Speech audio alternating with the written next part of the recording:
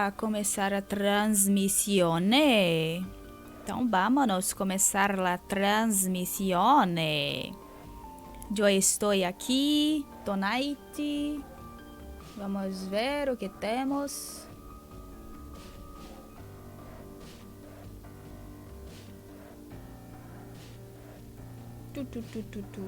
Prontinho, Discord anunciou como deveria fazer mesmo.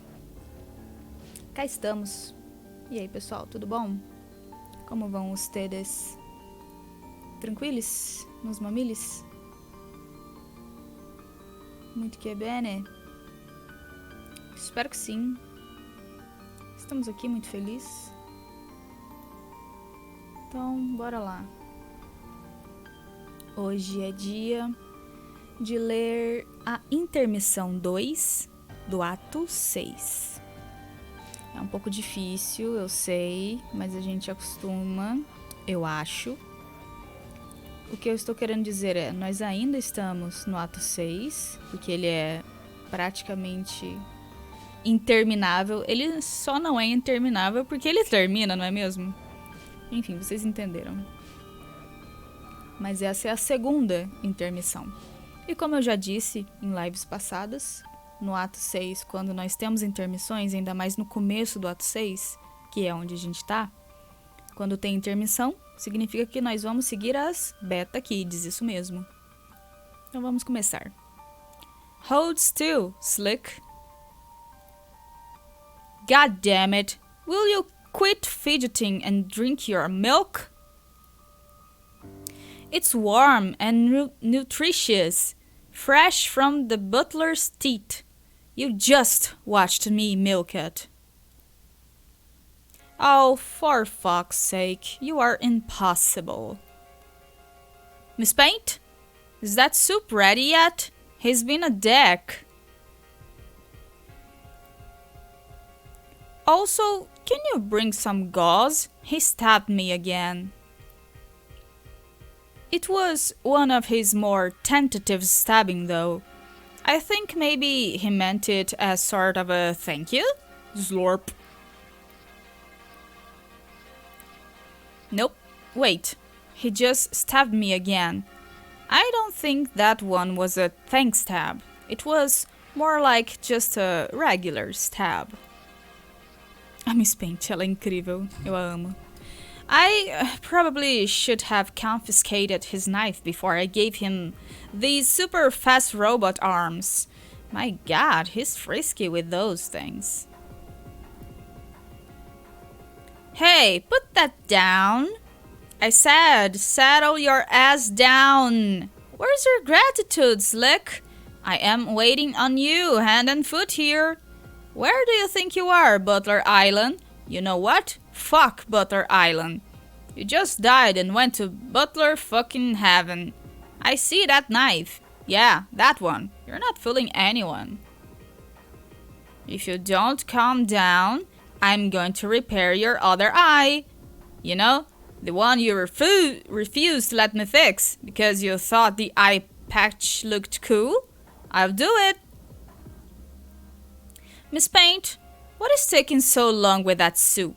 This is a man in sore need of his Scotty dogs, if I ever saw one. Miss Paint, are you listening? Oh no, what happened? Why did she do that? Oh no. Oh hell no. This is not good. Fuck. He's here. He's already here. Oh my. Oh my, oh my. Primeiro ano. De 3. Current carcinogeneticist. Right now, open memo on board. Fruity Rumpus Asshole Factory. Boring road trip through the fucking afterlife edition. I can't believe I'm actually doing this memo bullshit again. I guess I don't know what else to do. I just need to air out some shit with somebody, and everyone here has their heads so far up their nooks, I want to scream louder than I usually do. They're troll nooks and human nooks, whatever the hell a human nook even is, you know? Hey, are you there? Future carcinogeneticist, que agora vai ficar em vermelho. 10 minutes from now, responded to memo. Fuck. Fuck, fuck, fuck, fuck, fuck! Oh. Hey. I just cannot fucking believe! I have to go through all this bullshit again with you/May. What the fuck made me think this would be a good idea? Dude, what's with the text? Ugh, why don't you tell me? I just have this incredible premonition you're about to anyway. Why the fuck would I know why you changed your text red? We don't do that. The showy, self-absorbed paint your text in your blood color thing. Or eye color, or whatever. It's for attention greedy, insecure losers. Sure is. Sarcastic wonder. I'm just thinking. This really makes our conversations easier to read. Remember those insane blocks of gray, angry text we used to write together? What was that? Like half a sweep ago already. It is weird that I'm actually looking back on all that insanity with a certain amount of fondness.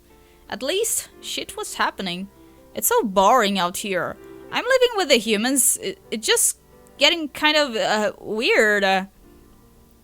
Anyway, this is actually a lot more decipherable. Maybe you're onto something. Well, hey, check it out. Shit just got nostalgic. Look at that. I'm feeling more sentimental about this moronic conversation already. Okay, why do you all have to go from zero to douche like in the blink of a fucking glance nugget? The blink of a glance nugget? I've been at this for 10 minutes already and counting. I just think you might have been onto something with the red text. I was trying to pay you a compliment, you antagonizing fuck. I mean, we only ever got in the habit of typing in gray to hide our blood color, right? And like, 1, everybody knows it now. It was the worst kept fucking secret ever. And 2, even if they didn't, it's just us here. And obviously, we've both already known it all our lives. Unless we're both so neurotic, we actually still want to act like it's a secret we're keeping from each other. But I'd like to think the days of that astounding degree of mental illness are behind us. I want to kill myself, but I can't until the conversation runs its course. This is the worst hell imaginable. Oh, shut the fuck up. That's the exact kind of melodrama I'm talking about. We're better than that now, man. I'm gonna do the mature thing here and switch my text to red. There. I think this should be the universal convention for when two of the same people are talking to each other. One guy bites the bullet and talks in red. Seriously, one of us has to be the grown-up here. Oh, I get it now. When I type in red, it's showy and insecure. But when you do it, you are shouldering the pragmatic burden of a martyr. Even though it was my fucking idea to do that in the first place 10 minutes ago. You piece of shit. Okay, goddammit, stop being so sensitive. I fucking apologize. Can you just talk about your stupid feelings already so we can get this nightmare over with? Senti saudade do Carcat. Oi, Matheus, tudo bom? Boa noite. Eu estou bem, e você? Como vai? O bichinho tá corado ou o olho dele é vermelho? Deixa eu perguntar pros universitários aqui. Ele tá corado.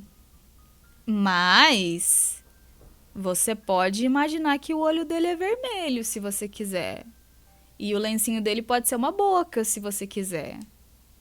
Tudo depende da sua imaginação e o quão longe você vai por ela, não é mesmo? Well, look! It wasn't supposed to be this lopsided thing where I spill all my feelings into idiot space while some shithead yells at me. I was kind of thinking there would be some give and take, since you presumably share a lot of my thoughts. Okay, whatever. Just say some stuff already. All that shit I said 10 minutes ago. I will riff with you and somehow pretend it doesn't feel like I'm rehearsing a bunch of lines written in barely dried ink. Okay, well, I'm having a hard time even putting my thoughts into words about this bizarre trek through the ring. At first, it was just bland and uneventful, but that was kind of a relief, remember? Not having to worry about getting killed all the time or trying to rally a bunch of uncooperative troops toward an impossible objective. Yeah, but then, as if it wasn't enough that sometimes we visit these crazy dream bubbles when we go to sleep, we started physically passing through them too. Olho vermelho e boca. O que será que isso diz sobre a minha personalidade? Isso diz que você tem um pensamento fora da caixinha. Agora faça o que quiser com essa informação. Like, I think I could handle it better if it was just one thing or the other. Like, only the monotonous day-to-day drudgery on the same gloomy fucking meteor with the same bunch of ridiculous people and basically nothing to do ever except get all up in each other's business. Or only a sweeps long safari through an ephemeral realm of ghost memories and dead friends shitting around in a haphazard existential clusterfuck. But having to do with both in totally random intervals, it's kind of taking its toll. I hear you, man. That was when I was supposed to say that. But for the record, yes, I meant it. Yeah. I mean, don't get me wrong. I miss all my dead friends a lot. Even the assholes. I miss them too. Maybe even especially them, in some perverse way. And I should be relieved that they all seem to be happy in some way, even if it's by floating nebulously through dream projections with their freaky blank eyes. And I guess I am relieved about that. But at the same time, it's left me unsettled, for reasons I can't really put my finger on. Oh, isso é uma bolha? De sonhos. Ooh. I know why. You do? Yeah. Well, of course you do. I guess because I just told you 10 minutes ago, making it like a self-fulfilling epiphany. Well, there's that. But also this conversation helped clarify some thoughts too, in spite of its excruciating pointlessness.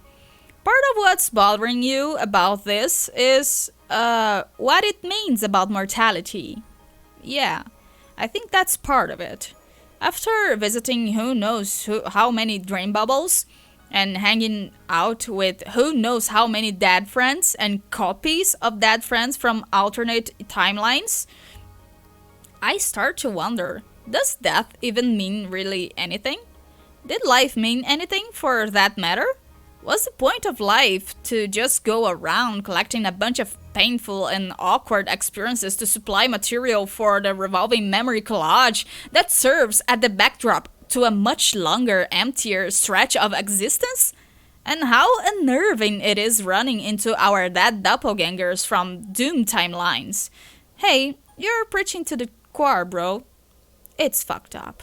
Never mind what it means about a person's identity or sense of self, or which guy gets to be considered the real guy, or philosophical bullshit like that. Just on the level of what your decisions and actions during your life actually mean. Sometimes we run into these versions of ourselves who reached God tier for fuck's sake, but in spite of being more successful than we were, by that particular objective measure, they get punished for that, because it wasn't the thing that needed to happen. Agora eu tive uma epifania aqui. Olha, eu ouvi falar dessa série. Eu não vi ela, mas eu ouvi falar dela. Ela é legal? Eu nunca assisti Dia de Fúria, só conheço. Eu assisti uma série bem bobinha que eu amei, que é aquela com Carinho Kitty.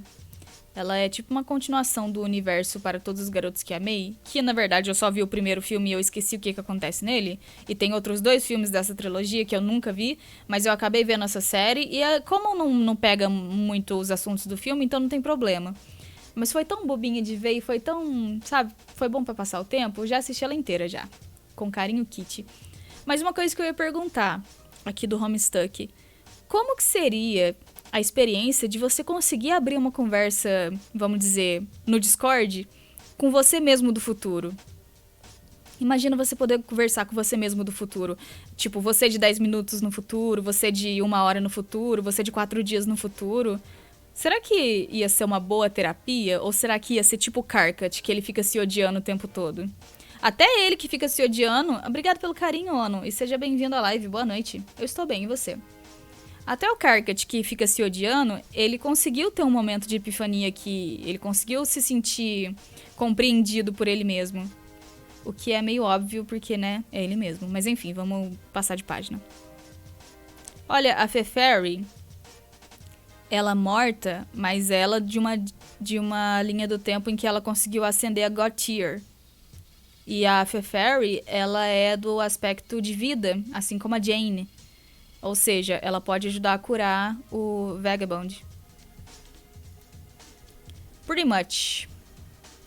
Tá muito ONU hoje. O que isso significa? Traduza, por favor. So, where does that leave us?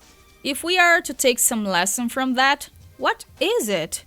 Try to be great and successful, but maybe not too great and successful? Or maybe don't try at all in some cases. Because if you do, some giant fucking squid in the middle of nowhere is going to be like, not so fast, my hideous monster plans back to differ. Don't you think we'd have been better off if we didn't even know about any of this dream bubble shit? Well, yeah, that's what I was thinking 10 minutes ago, but now I don't even know. Yeah, well, at least you're listening. Even if you were being your usual shitty self about it. Nobody else even gets this. They don't want to hear it. Like Terezi? It used to be that she would at least humor even my most ludicrous vitriolic garbage all the time. Remember those days? Way back before we even knew what a human was. Back on Alternia, when my biggest fear was if people found out I was a mutant. How quaint can you fucking get? I was an idiot not to understand how good things were back then. How good things were back then. Between us. Now it's like... What? This part of the conversation. Você tá mais ou menos... Poxa, aconteceu alguma coisa? Você tá cansadinho? Eu ia querer pegar spoiler pra tomar as melhores decisões depois de provavelmente ter errado. Ah, o que te faz pensar que você teria errado, Matheus? Sem H. Infelizmente não tão onístico, mas tô vivendo. Caralho, velho. Vai se tornar uma coisa agora falar que você está ONU. Estado físico onístico. Meu Deus. Eu acho que eu tentaria me ajudar. Tipo... Acho que a eu do futuro se sentiria responsável em tentar ajudar. Eu não sei se ela iria conseguir todas as vezes, mas eu acho que todas as vezes ela ia tentar. A menos que ela estivesse muito cansada, daí ela não tentaria. Eu me conheço. É bom, né? É bom se conhecer. Belezinha. Terezi e Dave e ele que tá curado agora. Viu? Ele não morreu, que bom. Agora eles estão brincando. Oh, get over yourself. Our 10 minutes is almost up. I would just like to know, is she punishing me for something? I don't need to remind you how much time she spends gallivanting around the meteor with you know who. No, you sure as fuck do not. After all this time, I still can't tell if she's serious about that or doing it to fuck with me. What do you think? Is there something legitimately red going on there? How can I command such absolute mastery over the romantic sciences, yet remain perplexed by this? Maybe I can't get a read because he's not a troll, and therefore has no idea what the fuck he's doing? It's like trying to decipher an intricate courtship process between an attractive potential mate spirit and some sort of vegetable. Like it doesn't compute. Fuck, this is so embarrassing, listen. This is so embarrassing listening to this. Make it stop. Quiet, I'm talking. I just feel like maybe I'm past the point of no return with her.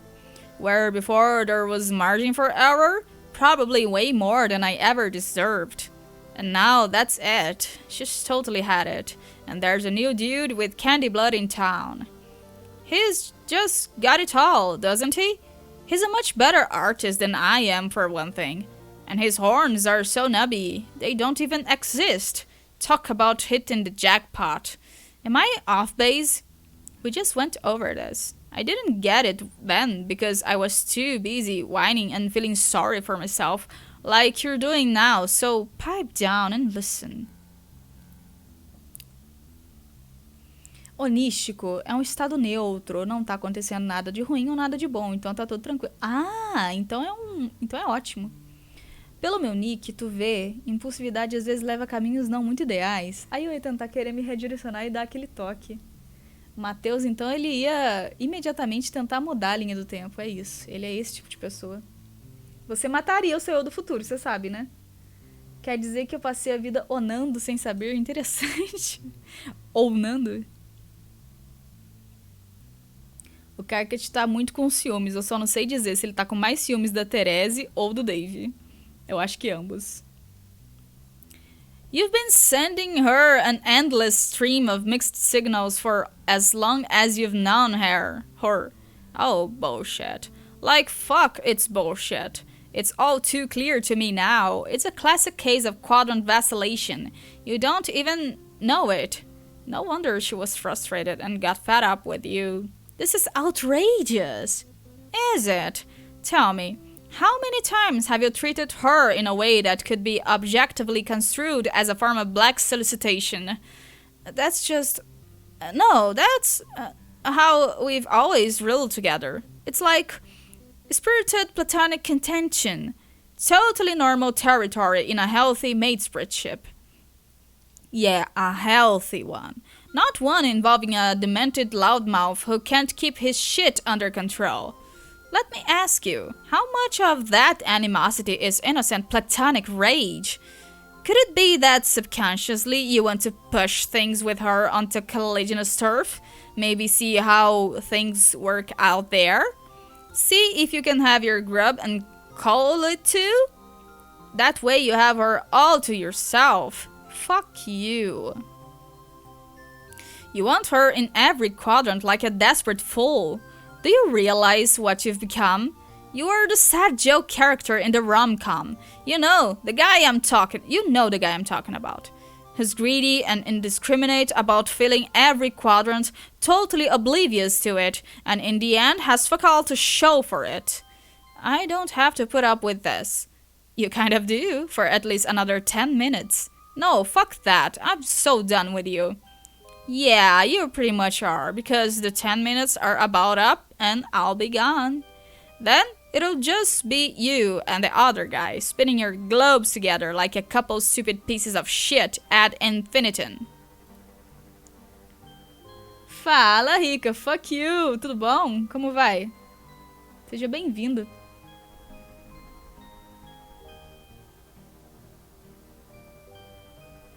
Segunda temporada de Sweet Tooth. Eu não vi nem a primeira dessa. Parece ser legal, não sei. Não sei. O Carcat tá muito doido. Man, I must have been insane to think anything is different. You haven't changed at all. You're just as petty and horrible as ever. Fuck you forever. Fuck every 10 minutes ahead version of myself all the way into 10 more minute fucking eternity. I can't even do this. Not anymore. Yeah, well, you made your cocoon, pal. Now we have to take turns shitting in it together. It is the most pathetic, smelliest dance of all. What the fuck is it now? It just occurred to me. This dumb tantrum through this entire bad mood. It was just another idiotic, self-fulfilling reach around, wasn't it? What you're talking about? I mean, where did this even come from? It was like spontaneously generating self-loathing with no discernible source. Was this emotional outburst even ever real? Oh no, don't even start with that. Do not start getting existential about my anger. You better fucking believe this is real. Are you sure, man? How you condescending fuck? How fucking dare you call into question the legitimacy of my feelings as if they aren't completely justified and totally 100% grounded in absolute stone cold concrete goddammit objective motherfucking reality. Yeah, see, I've completely set you off here. And now you don't even know what you're saying. Sorry, this was my fault. I'm going to try to calm myself down. Oh, so this is why you decided to leave the conversation? You got owned, so you had to slink away like a fucking coward? Nice try, shithead, but I'm not done with you yet. You think you're the only one who can list his 10-minute away self-flaws? I could go on forever. FCG banned himself from responding to memo. Fine, get out of here. Good riddance. As if I could take another sponge-ringing minute of your disingenuous drivel. Past Carcat opened the memo. I can't believe I'm actually doing this memo bullshit again. I guess I don't know what else to do. I just need to air out some shit with somebody, and everyone here has their heads so far up their nukes. I want to scream louder than I usually do. They're troll nukes and human nukes, whatever the hell a human nuke even is, you know? E daí ele volta o ciclo todo. Ok. Interminável. Ó, fica falando com ele mesmo pra sempre.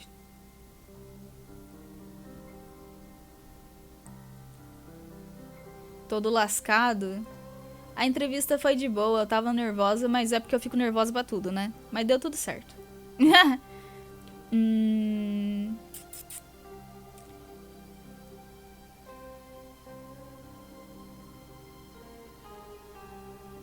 É, o ser humano é foda. Hey, are you there? Fuck. Então, a gente já viu isso aqui mais cedo, então.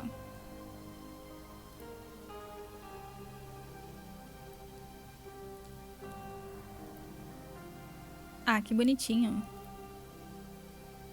É tão bonitinho a texturinha de jogo, né? Que foda. E não é um jogo, mas enfim. Hey, sup? Anyone seen Terezi around? No. Why? We were gonna do a thing, but she's not around and not answering my messages.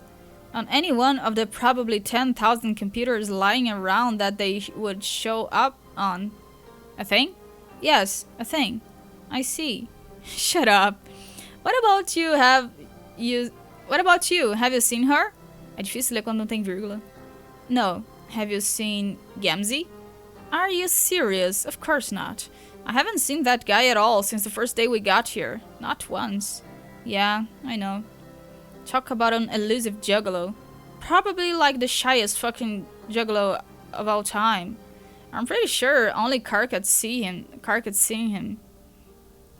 Don't expect him to rat him out either because of the moral junk. The moral? Alien words? I wouldn't expect him to. I wouldn't even ask. It would be really bad for him to ask him that. Yeah. I mean, I bet you think you're imparting some really obscure cultural fact about thralls. But really, if a human said to another human, "Hey man, can you tell me where your best clown friend is hiding so I can go chainsaw him to death?" Just for your information, that would probably be bad for him too. Okay. I don't know, it's been a year already. I think he's really intent on hiding and hanging on to those dead bodies. He's probably scared to death of you at this point anyway. Maybe you should just let it go. Rose, back me up. I tried to stay out of interpersonal politics. Interpersonal. Wait, are you saying this is like a spade quadrant thing? Is she trying to be his kismet fish? I'm saying no such thing. Well, if she hates him, isn't that what that means? Dave, don't be a dick. You're embarrassing her. No, I'm not. She's cool. Look, she's being cool about it.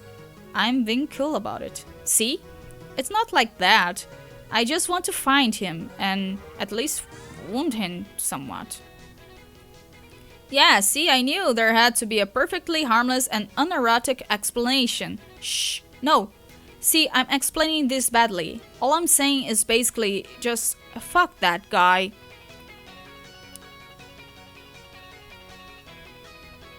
Meu Deus, Matheus. Oh, a maratona The Witcher foi legal, hein? Foi legal, hein? Quem tava lá pode atestar, com certeza. A gente fez maratona da minissérie de The Witcher, A Origem. A gente viu todos os episódios. Era pra ver só o primeiro, mas acabamos vendo todos, porque 4 episódios, né? A nova temporada de The Witcher mesmo, com o Henry Cavill, a última dele, vai ser... Não vai ser agora, não. Vai ser daqui a pouco, né? Acho que mês que vem. Eu tô doida. Pessoas honoráveis.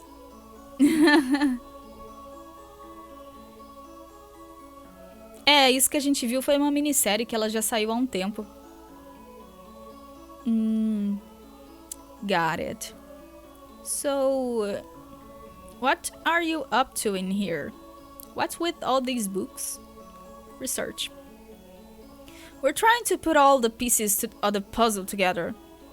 You are aware this meteor has many secret rooms scattered throughout, including libraries, right? Hell yeah! We looted one of them for the Kentown project. Kentown? I told you about Kentown, didn't I? No. Well, the thing about Kentown, and all there really is to say about Kentown is it's awesome. The end? Wow, what a story. Fuck you. So, what is the point of this research?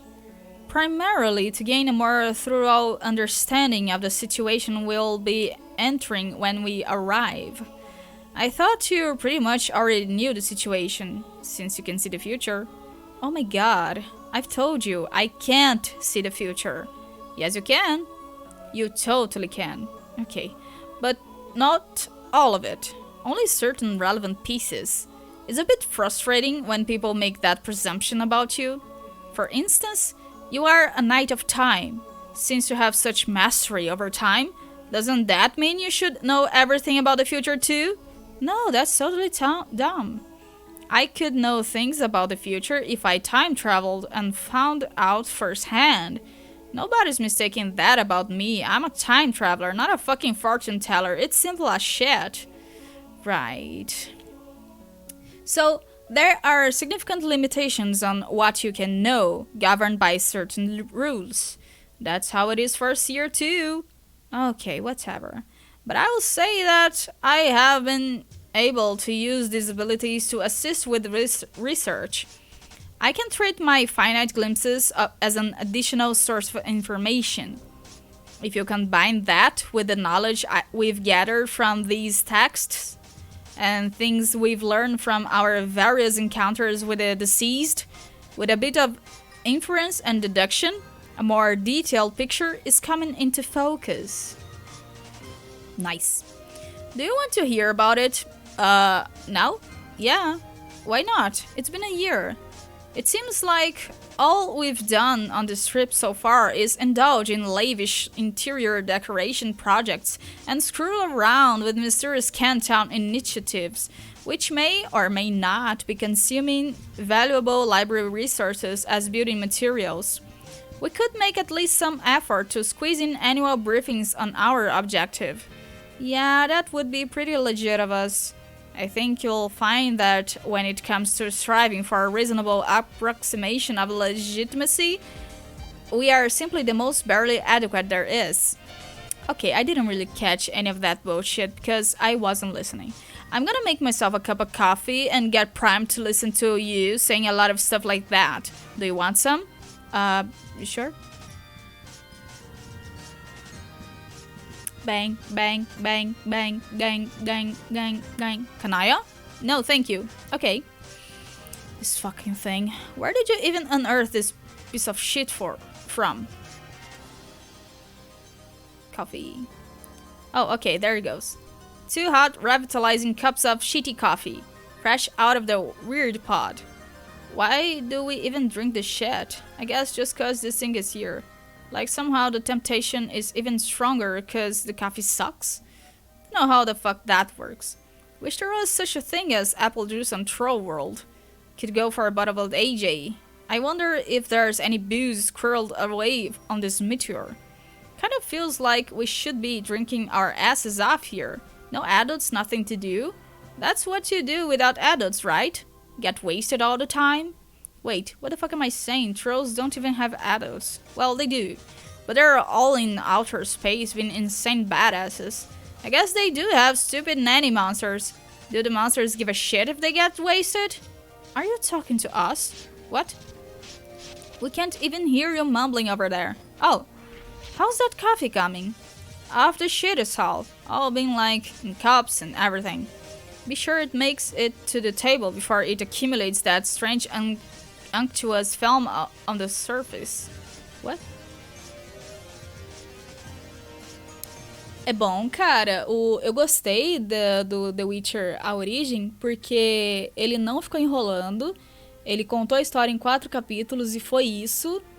E foi bem objetivo. Tipo, eles poderiam ter tentado fazer uma temporada de 8 episódios, mas não, eles fizeram uma minissérie de 4 episódios e deu certíssimo.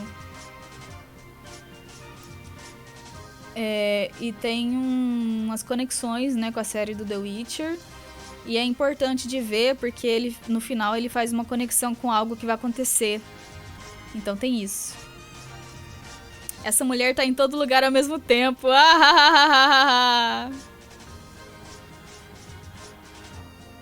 Ainda não consegui ver onde estão aqueles áudios. Ah, você tem que entrar num canal de voz. E daí sim vai aparecer a opção do soundboard.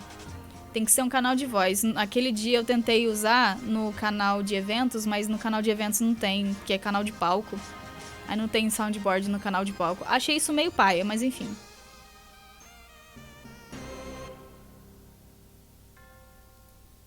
So, what's with the big book you're writing in? Is that more wizard fanfiction? No, it's something like an extensive journal. I'm recording everything we've been through so far, and detailed notes on everything we know about the game. I'm also using it to document our research and extrapolate on the new session and players. So it's like your night unreadable game fac in tom form. Somewhat. You sure like to write big game guides. I don't look at it that way. I'm approaching it from a standpoint of responsible historical documentation. Don't you think people in the future will want to know about our story? I guess. I think it could be a very useful resource someday. It could be helpful to others beginning their own quests. Chances of that seem pretty remote. I really wouldn't rule it out. Okay, totally sold on that suddenly. On account of not caring. So tell me about the new session. What is there to know? And most importantly, how is everything going to go wrong this time? From what I understand, everything already has gone wrong before the game even started, in many different ways than ours did. There are indications of thicker political intrigue, assassination attempts, and a usurpation of the throne more insidious than what we dealt with. But those examples still don't illustrate the fundamental fault with their session. Ours had a similar fault. It was a null session. Literature on the subject says null sessions are actually very common.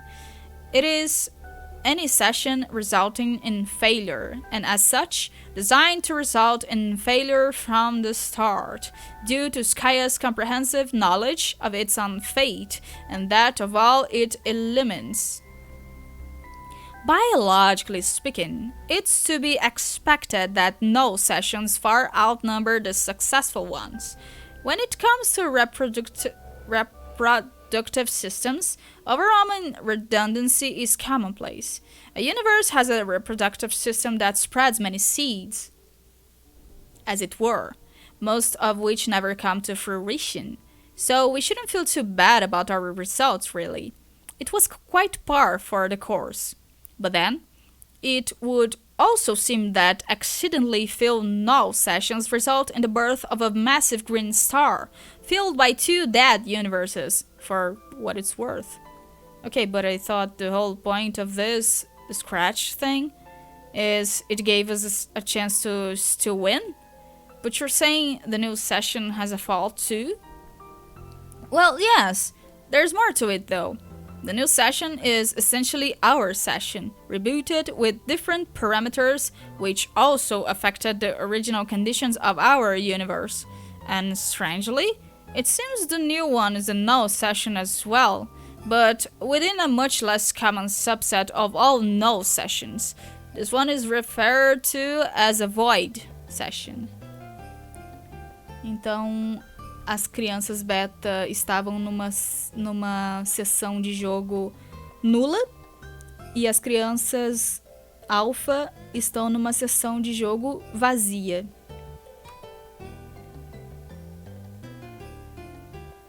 %80% as zizibs fazendo bagunça. Que mentira! A Nana e a Mimi estavam lá também.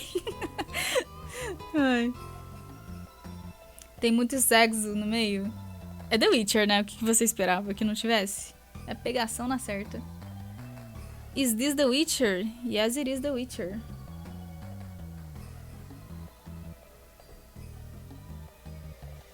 Bara.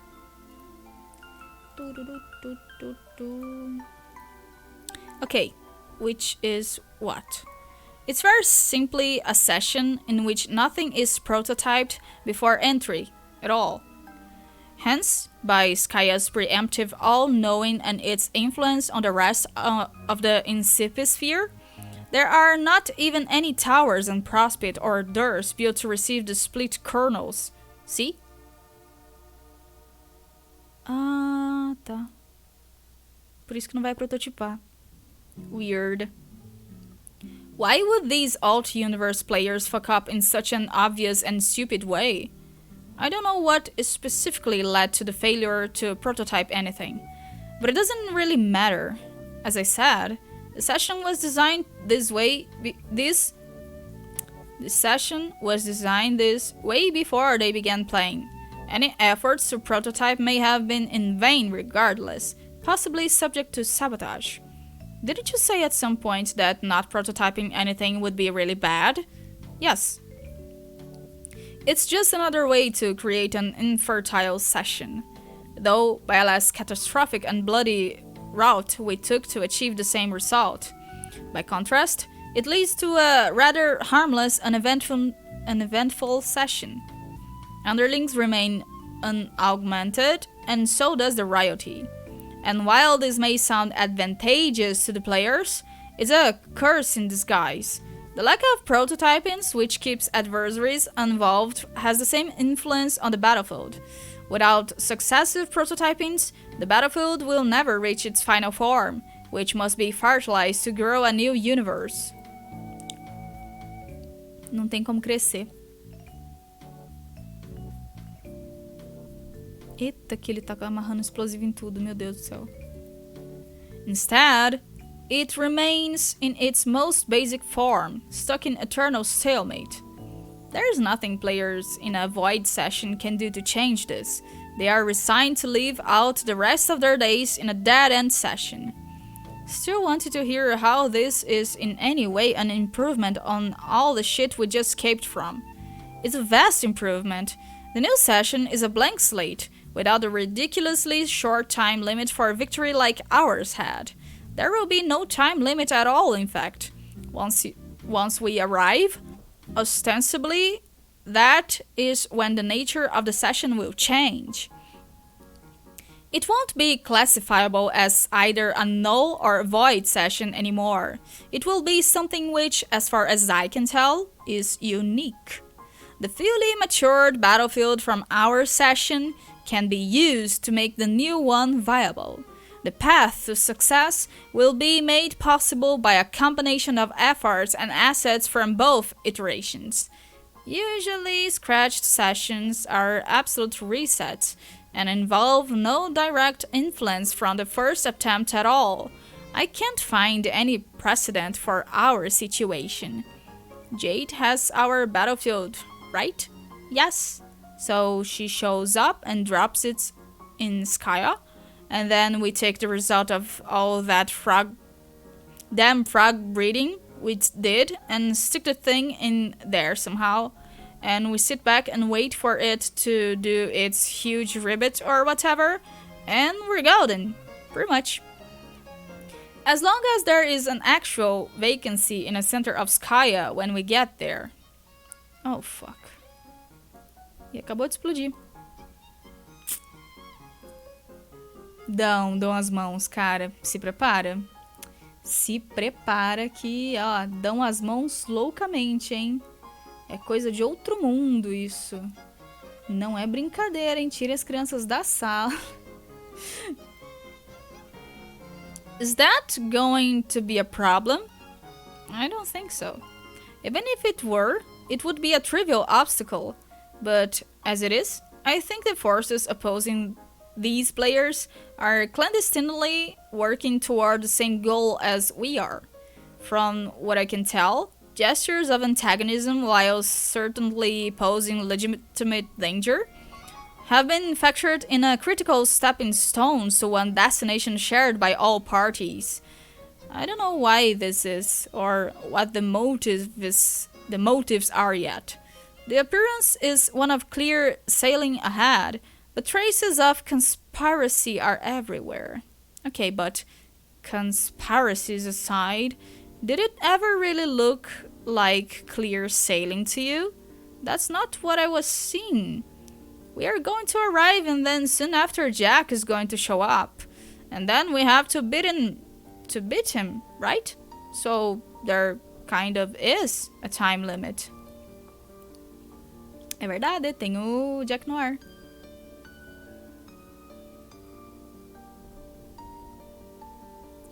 Eu ainda não assisti Guardiões da Galáxia 3. Parece que tá legal, né? Eu tava pensando em reassistir o primeiro e o segundo, e daí ver o terceiro, não sei. Será que é uma boa? Talvez. I don't know, como diria o poeta. I don't know.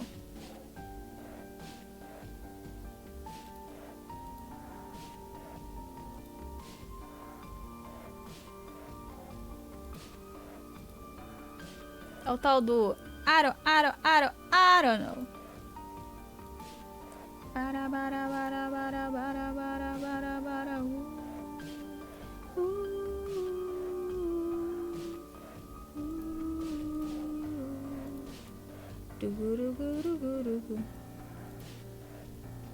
I'm sorry, tava lendo coisas aqui. Yes, we will have to deal with Jack before all is said and done. And that would definitely be a major challenge. But it is not impossible, at least not by design. When I said there would be no time limit in this session, I was talking about something more specific. There will be no reckoning. Oh, why not? It's a logical consequence of any void session. Que isso, Ono? Não, pode não, Ono. The battlefield never evolves, and therefore, the more extensive war between Prospect and Durst never takes shape. It is only when the Prospician King falls in battle that the reckoning can be initiated by the forces of Durst. Oh my god! The meteors can then rush to destroy the battlefield, while Skya redirects them through defense portals for as long as it can. Thus, if there is no war, there is no reckoning, no meteors, and no imminent threat of failure. This is of course good news for Earth as well. During the reckoning, Skya redirects all incoming meteors to the only place it can, Earth. So it turns out that players who initiate a void session are not actually condemning their home planet to an apocalyptic wasteland after they leave. In the new instance of our universe, Earth is just fine, sort of. So, no meteors came at all. You mean by fucking up and having to scratch, we also sort of saved Earth in the process. Again, sort of. And it's not that there were no meteors whatsoever. Just the vast majority of the destructive onslaught never showed up. But delivering the temple to the site of the forge is still integral to jump-starting the session. That meteor, however, could have been propelled through a portal by any means, not just via the reckoning.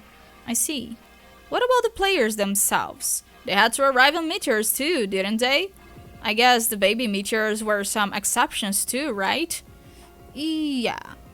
But they weren't flung through portals in their own session, nor will they be created there. They were created in our session and just sent back through our portals. Perdão. Just like us.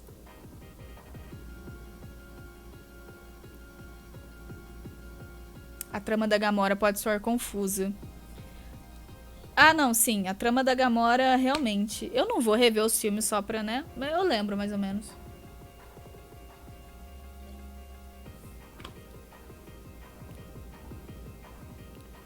Ah.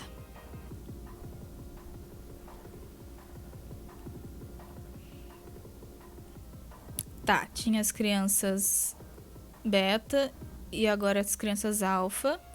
Todas foram criadas ao mesmo tempo e enviadas por meteoro, só que um foi para uma seção e a outra foi para outra. Ok.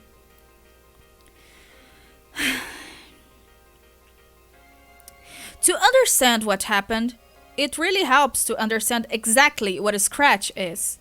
When John severely damaged the Beat Mesa on your planet and sent it off to Skya to release its temporal energy there, you could view it as a kind of request. We were asking Skya to change everything at a fundamental level, and we gave it the energy to do so. But Skya is a very passive entity. It only knows and sees, but it never quite acts. When it is asked to change everything, there's only so much it has control over. In fact, it has control over exactly one thing, the defense portals. It can decide to send important meteors to different points in time than originally planned, thus creating alternate realities. Tomaram sim, no cu. Quer dizer, Campari, é? Offshoots of promise rather than futility. And it turns out the most important meteors of all tend to be the ones delivering the young players to their planet. So all it has to do to change everything is tweak their destination times a bit. All internally prompted changes in the post-scratch universe are decided entirely by the modest adjustments to the parameters. It's a very simple concept actually. Yet, the consequences are dramatic. It results in not only a hard reset for the session, but a partial reset for the universe too, due to many casual entanglements between a session and its originating universe. What do you mean, tweak the destination times? Where did they get sent to? A variety of different time periods. The simplest way to look at it, is to picture the original destinations of our two groups for ecto babies and switch them. What? Though this is just a slight oversimplification. While it's roughly true, Skya had some peculiar whims this time. Parada lá que não muda nada no filme, mas que foi mostrado no especial de Natal. Nossa senhora, é verdade, né? Eu não vi o especial de Natal deles, não. Será, Rica? A gente teria que ter feito Scratch.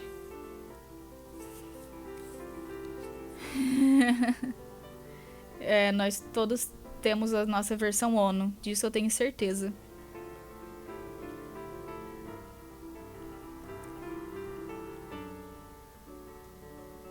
Tá, nós temos no telão aqui o Jake, que ele volta pra 1900. Ah, tá, não é o Jake, né? É o... Ai, peraí que isso vai dar um nó na minha cabeça agora. Nós temos o irmão da Nena, da avó do John, e a Nena, a avó do John. Eles estão aqui, eles voltaram pra 1900 e bolinha. Beleza, foi isso. Aqui nós temos aquela que vai se tornar a mãe da Rose e aquele que vai se tornar o bro do Dave. Aí aqui nós temos o John, aí já é nos anos 2000 mais ou menos, um pouquinho antes, né? Nós temos o John, a Jade, a Rose e o Dave. Ok, beleza. Temos os guardiões e temos as crianças beta. Agora, essa na sessão pré-Scratch. Agora na sessão pós-Scratch, que daí nós dividimos as coisas, tudo ficou duplicado. Aquele que é o Jake, ele veio pra esse tempo aqui, o tempo do John. Aquela que é a Jane veio pro tempo aqui da, vamos dizer, da Jade, por assim dizer. Na verdade é o contrário, né? Mas enfim. A Roxy vem aqui em 2400, no futuro do futuro, gente. Assim como o Dirk, que também tá vivendo no futuro do futuro. Então, quando a Roxy e o Dirk conversam com o Jake e a Jane, eles estão mandando mensagens de volta no tempo. E o Jake e a Jane não sabem disso, mas eles estão mandando mensagens para 400 anos no futuro, praticamente. É muito doido, e eles não sabem disso. Mas a Roxy é hacker e o Dirk é muito inteligente, então tem isso. E aquele que antes era o John, agora ele vira o antepassado da Jane, que voltou ao mesmo tempo que a antepassada do Jake. Aí nós temos aqui aquela que virá, ou que veio, ou que vem, depende, que vem a ser a mãe da Roxy, que é a autora de livros lá e que já morreu, porque ela voltou aqui, e eu não sei como que as crianças vieram parar aqui, mas enfim, né? Os cuidadores estão aqui antes dos anos 2000, e as crianças que eram para ser guardadas por eles estão mais de 400 anos no futuro. Não sei como é que isso funciona. E aquele que é o bro do Dirk, ele tá aqui também, junto com a mãe da Roxy.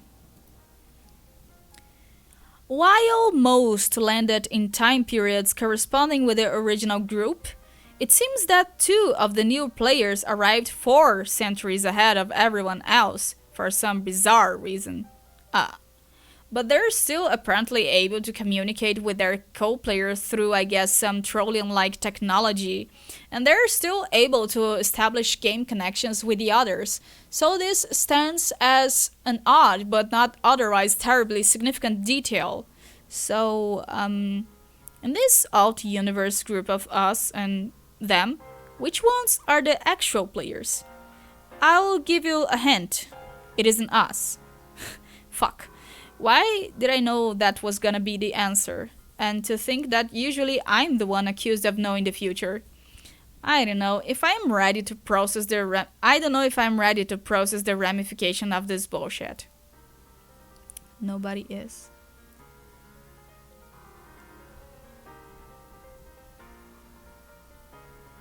Confusão temporal. Lá vem, lá veio, lá foi, lá... Nossa, cara. Pô, Dirk Gently, cara. Dirk Gently é uma série excelente. O fato de terem cancelado ela não me desce até hoje. You would find it less disconcerting if the players were alternate versions of us? Man. At least I'm used to dealing with alt Daves. I've been fucked deep in alt Daves before. It's a goddamn delight if you want to know the truth. But I don't even know what to think about. What? Meeting a deceased figure of authority as a peer? Let's not even talk about it, okay? Can we slow down this meteor? Delay the meetup? Maybe fight Jack for a little while. I honestly thought you would find the idea exciting. I know I'm looking forward to it. But your mom was just a nice alcoholic spinster who liked wizards who you complained about for no reason. She wasn't anything like an untouchable master of irony who could replace the meat in your sandwich before it even occurred to you what the fuck you were chewing. Let me ask you this.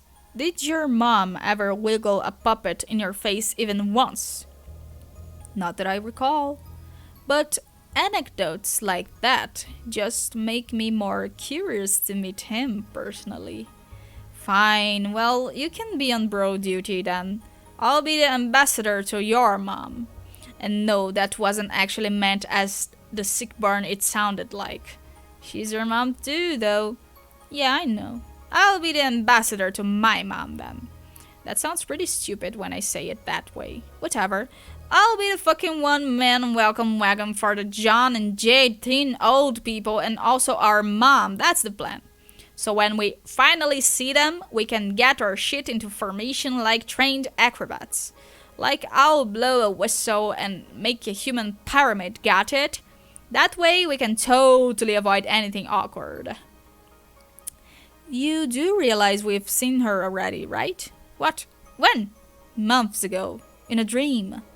She was floating along in Dur's pajamas. Pajamas? Asleep. Wait, that was her? Yes. Oh. You're wondering why I didn't tell you? No.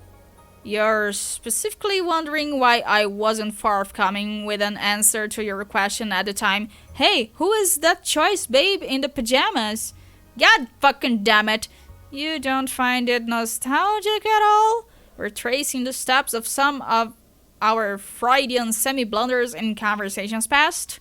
No, what a lot of shit. Stuff said between you and me before we knew we were related. We both know that was a lot of horseplay fuckery between like smart-ass 10-year-olds or whatever. You can't seriously have taken any of that seriously. Don't even do that. Don't ever do that. All these fucking mom traps and sister traps. What a joke! I hope Skya gets to have a good laugh over shit like this. Wait, I forgot Skya doesn't laugh. It just sees and knows. It's like a huge blue perv. That's mad jazz for kid-cest. What are people even talking about? Don't you wink at her.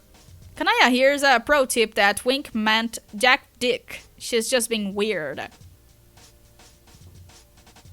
I feel as though this conversation has utterly outmaneuvered by my constructive involvement. I'm going to go.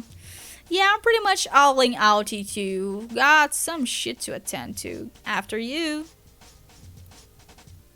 Oh. Oh, no. Então é isso que acontece quando você tenta pegar o transportador e alguém já pegou antes de você. Você só é jogado pra fora. É como se alguém te desse um empurrão no elevador.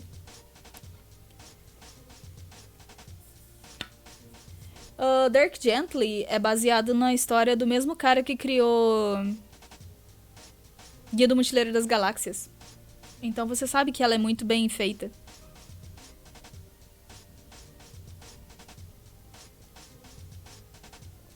Eu acho a trama da primeira temporada excelente, já de cara eu já gosto. E tem o Elijah Wood fazendo o personagem, cara.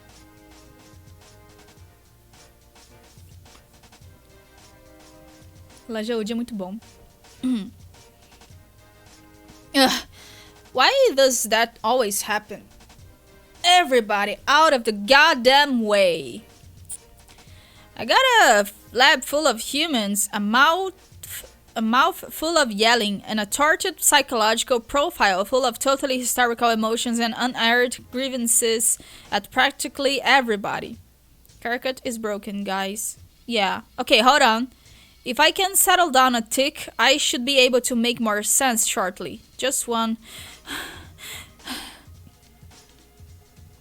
Maybe you should lie down on the couch. Fuck. No. Dude, what is the matter with you? Well, okay, that was a pretty terrible entrance. Anyway, where was I? Don't know, but I was just leaving. Not so fast, Strider. This heavily concerns you. It concerns you exclusively, in fact. Where do you think you're going? Just stepping out to do a thing, which is not of your business. Like my inflamed, quaking gall sphincter, it's not. Tell me, are you by any chance going to have some company when you step out to do this thing? Notice the two heavily dramatized enclosure talents surrounding that word, which I am scornfully pantomiming with my own two hands as presently being demonstrated for you. Yeah, sure. Oh, who would that may be, I ask? Well, probably the mayor. He's usually down for whatever. I'm not talking about the fucking mayor, and you fucking know it. Hey, don't be saying shit about the mayor. The mayor rules. He's like my best fucking friend. He's not a mayor. He's the mayor of HOMESTUCK Junction, located smack dab in the middle of pretend-ass nowhere. He's a mayor. You douche. His thing says mayor. It says mayo, and he wrote the R himself. He's at best a mayo. And whoever heard of a mayo? It's every bit as imaginary as his identity as an elected official. No, mayo is like grub sauce, but without grubs. Who the fuck ever heard of grub sauce without grubs? What's it made of then, genius? Like, I don't know, it's white and it just sort of exists. You don't ask about mayo, that's not what you do with mayo. Isn't it funny how quickly your bullshit unravels when someone intelligent actually holds you accountable? You are fucking busted, Strider. You are busted about mayo, and you are busted about Terezi. You're pathetic. This is why you are all stormed in here out of breath. What did you actually sprint all the way across the meteor to tell me? What? Did you actually sprint all the way across the meteor to tell me this? What I do with my legs and how fast I move them is my business, you shit. Yeah, and what I do with mine is mine, watch me make them make me leave. Nossa, que frase estranha de falar. I said, stay your ass put. We're talking here. Dude, don't touch my cape. Huh? What? I can't believe I seriously just said, dude, don't touch my cape to somebody and was serious about it. Pff. Ok, a Kana ainda tá sentada no chão do negócio. Eita, Ono. Okay, look, I'm nowhere near your precious tipped cape. Just listen. Before you go off to snag Terezi in your idiotic little village of nutrition cylinders, hear me out. Man, you are so overblowing this. But I don't think that I am. Yeah, you are. You have some idea about us or what we're getting up to. So we've done a few things together to pass the time. So what? I don't even think you could call them dates or anything. What the fuck would even qualify as a date on this gross dark meteor? Dave, can we just cut the shit? I am not an imbecile. You are both plainly tipping into flush territory irrespective of environmental factors or whatever lame conditions it is humans believe to be optimal for pursuing a matespriteship. Anyone can see that. It's the shittiest kept secret on this meteor. Probably even the fucking mayor gets it. And let's face it, he's a little slow. Do you really think you could pull the Woo Beast material over the eyes of a hardened veteran of romantic studies? We have one of those? I haven't seen... Porra, Dave. I have seen thousands of true romance films, each dealing with topics far more subtle and complex than our pedestrian human mind could ever grasp. And in case you've forgotten, I've already watched hundreds of your more primitive but moderately entertaining romance films. Remember how I downloaded a fuck ton of them after discovering your species? I am a curious man, Dave. You could learn from me. Yeah, I remember. Haven't you only watched a bunch of shitty Dane Cook movies on infinite loop since we left? Dane Cook. You're severely exaggerating, but yes, I have sampled his work. Dude. You know, you're only pretending to be a huge fan of his bullshit to piss me off. Again, look at how self-absorbed you're being. I happen to think he was a brilliant comedic mind for a human. It turns out that exact sentence is one of my weakness. You win, bro. You go, get the girl. You got your girl back. Oh, shut up. I'm not here to debate you on the finer points of cinema, or to get my girl back. How desperate do you think I am? I'm actually here to do the opposite. I wanted to tell you I'm totally okay with it. Oh, okay then. But just listen and try to keep an open mind. I know that's hard for you. Here, please, look at this. Oh no. Oh no. Oh fuck no. Cara, eu vi o trailer de FNAF. Tá maneiro. Não entendi os olhos vermelhos também, mas tá maneiro. Você pôs o Razor porque ele tem olho vermelho também?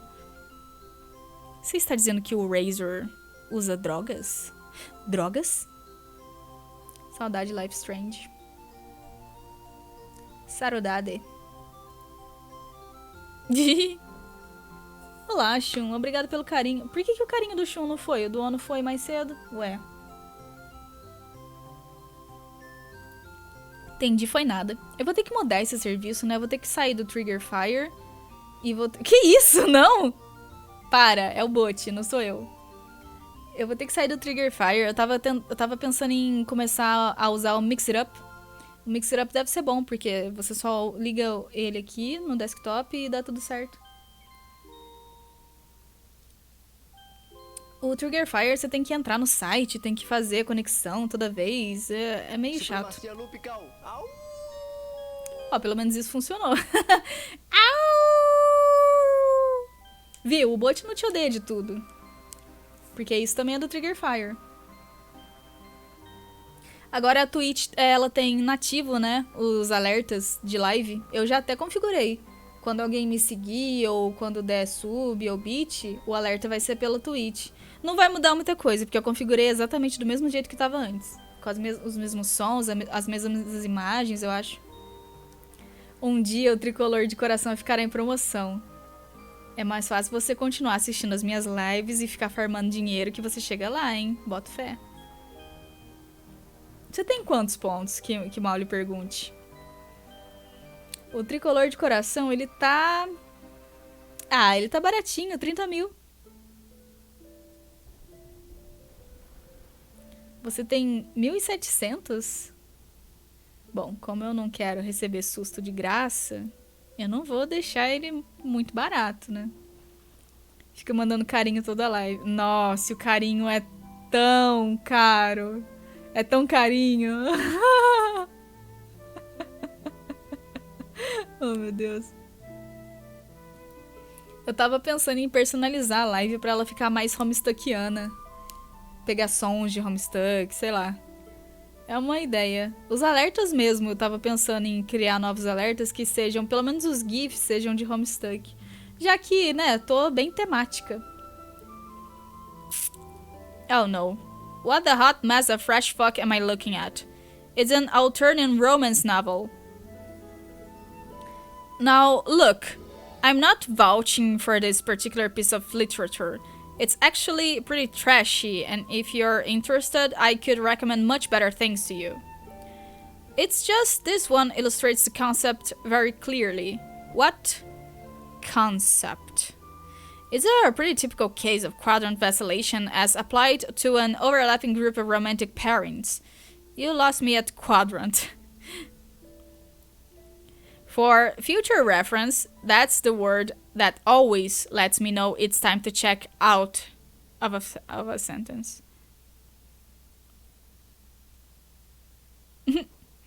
Will you pipe down and just hear me out?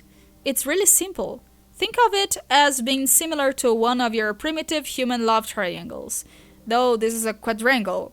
Those are much more common in our society and entertainment. And 4 is pretty much the minimum value for love-hate and Drangles. And Drangles, god damn it. Now, here is what's actually going on with this group of characters. Pay attention. Hey, look at me. Eyes over here. Good. See, the two heroes in the middle, partaking in their flushed embrace. Pretty much your typical low-blood red room pairing.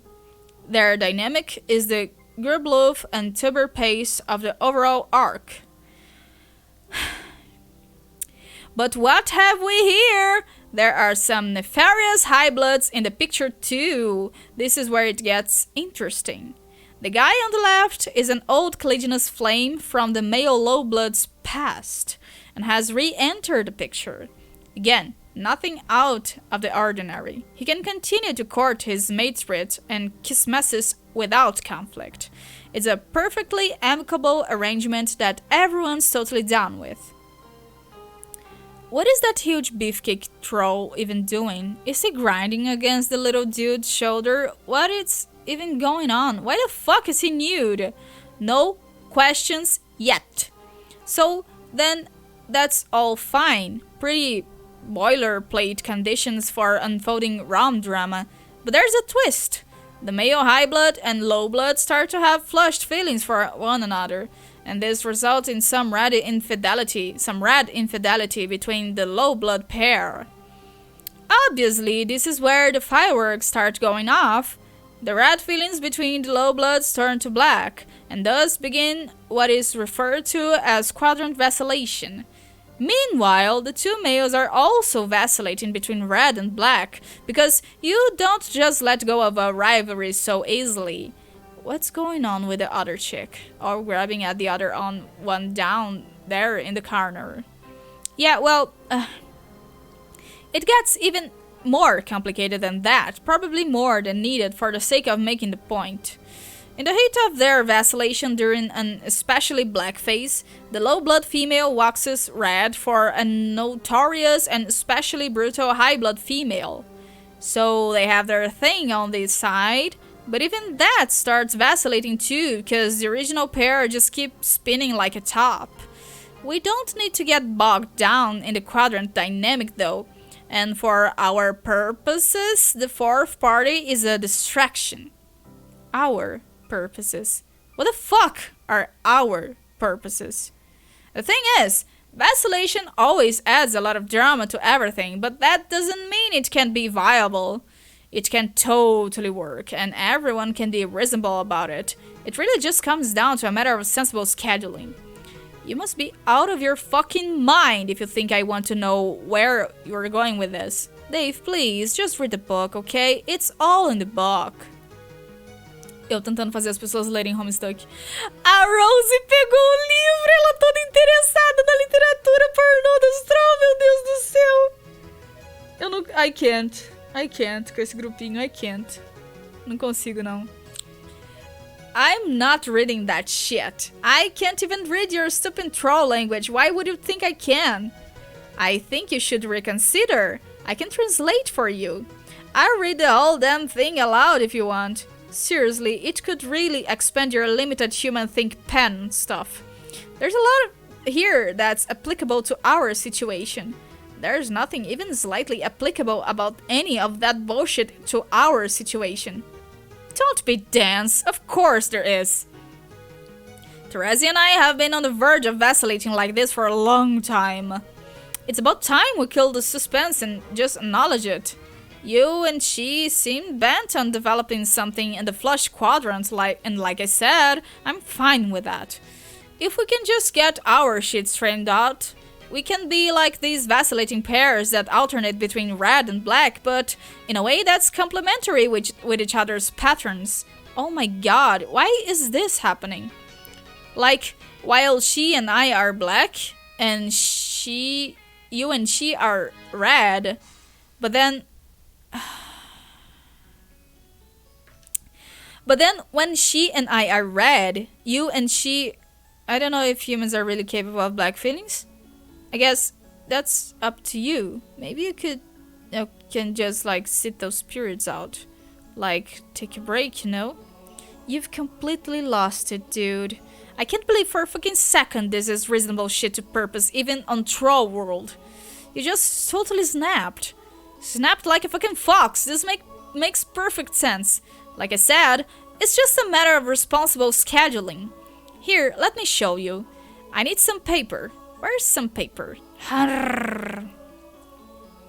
Ah, é nesse que vai... Ah, nossa senhora.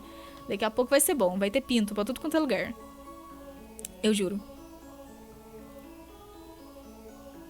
Isso ficou meio estranho do jeito que eu falei, né? Enfim.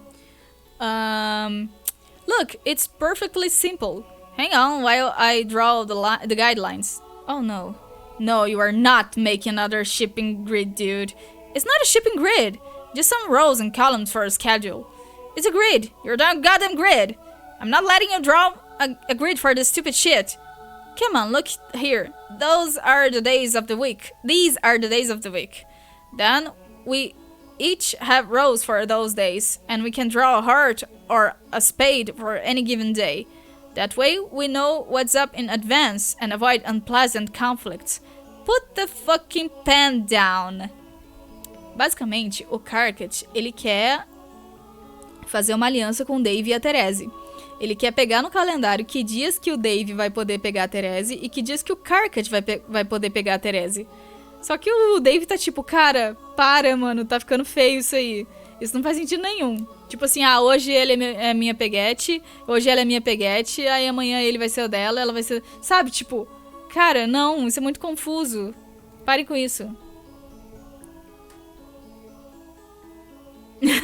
É bem isso, Ono. Hey, cut it out. Don't touch me.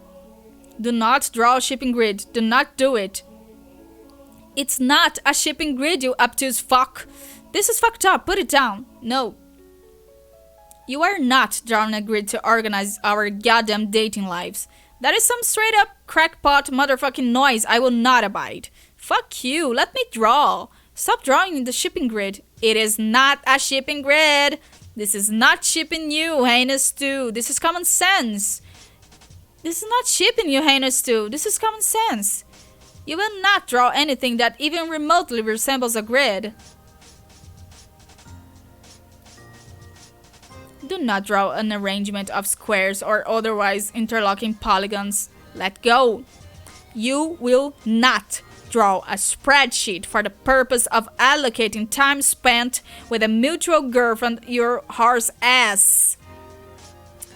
Your horse's ass. That is exactly the shit I do not want to see. Look, I just drew a square. Get ready to see a lot more of those. No, stop. Do not draw any additional squares. Do not draw any quadrilateral or trapezoids or rectangles or fucking endrangles, and especially as fuck not any goddamn rhombuses. I don't want to see your lines making any right angles, do you understand? In my mind's eye, I am picturing a beautiful lattice of lines and compartments interlocking with sublime precision at 90 degrees angles. I imagine this modular reticulation as an elegant vessel, if you will, for the grand synthesis of our shared shipping dreams. No, that is the perfect example of what you shouldn't be drawing. Yes, no, fuck yes. Oh, look, another square, sort of. Kind of wobbly. It'll have to do. No, you fuck. Wait, I think it's coming. Here it comes, my first ship. It's going in the square. Put the goddamn pen down, you piece of shit. Hell no. Yeah? What's your problem? Oh, fuck. This is so sick. Does she even know you're doing this? Doing what? Splitting up her time in a grid for your stupid rotating hate date plan. She will soon enough. What a presumptuous sack of shit. Put the pen down. No, I'm drawing. Step away from your dumb, ugly, scribbled grid. Get lost. You're messing up Rose's book. You smell bad. Don't talk to me about rank smells. You are the fucking big man of smelling bad. You dominate the paint with your stunk. My Ulysses brought things home that smelled more appealing than you. Important fact, 100% of what he brought home was either a dead animal or literal feces. Oh yeah? Well, check it out. You smell like it's someone took a dump on a butt. How can she stand you with her sensitive nose? Have you ever even washed that ridiculous outfit? They're magic fucking pajamas. They say like perma clean or something. They're enchanted and comfy as fuck. Give me the pen. No, it's mine now. I'm keeping it on principle. Olha lá, viu? Já desenharam os pintos ali, ó.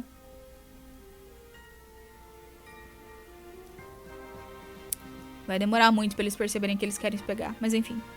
Caricature, whoa, man, what are you doing? Why are you drawing all these human dicks? How do you even know what they look like? What have you been watching? I'm not drawing those. You're making me draw them. Stop that. No way, Jose. This book is now like our fight-filled Ouija board of cock.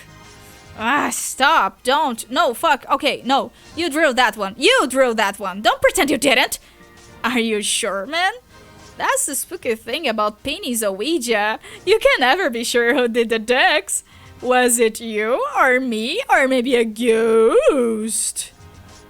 Fuck, let go of me. Give me the pen. No, yes, no, yes. Fine, take it. No, what? We're still drawing. Let go.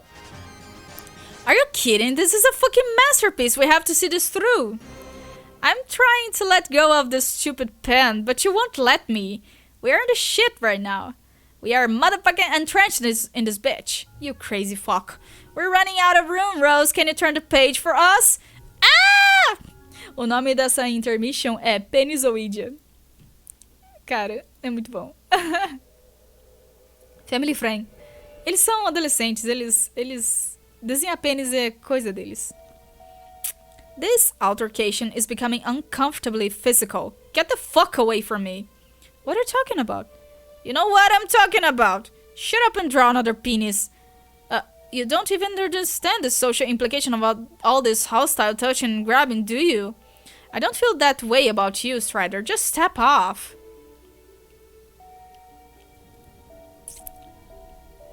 Daqui a alguns anos isso dá em namoro. É sério. Man, if you want to look at this that way, then that's your business. This is just an old-fashioned beatdown where I'm from. Deal with it. Why don't you old-fashioned go fuck yourself? Stop bitch biting my cape. Fuck off. Ele tá mordendo a capa dele. Olha lá, a Canaia tá tipo assim, será que eu devo intervir? Será auspicício deles? A Canaia sempre faz isso. Ela vê duas pessoas brigando, ela tipo, será que eu devo ser a juíza? Shit. Struggle. A carinha da Canaia.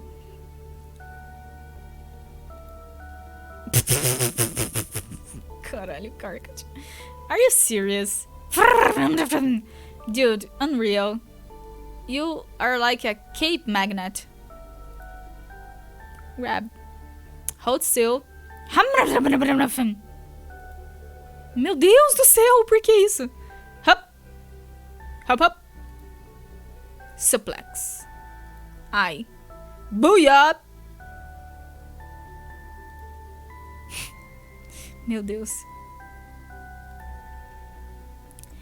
Everybody, stop what you're doing immediately.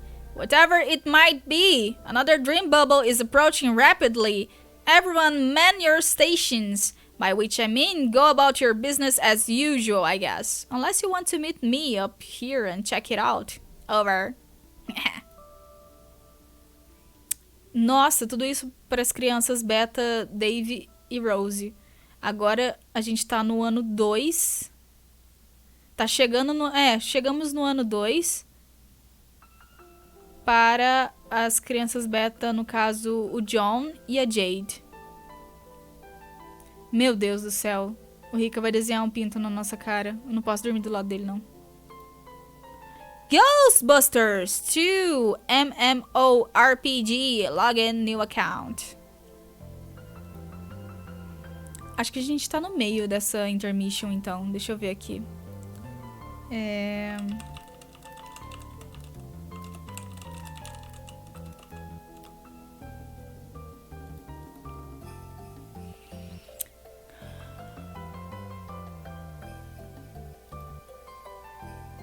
É, nós estamos na página 4729. E essa intermission vai acabar na página 4819. Sim, a gente chegou no meio dessa intermission. Ou a minha matemática tá muito ruim. O que pode acontecer de vez em quando. Mas não sei. I don't know, como diria o poeta.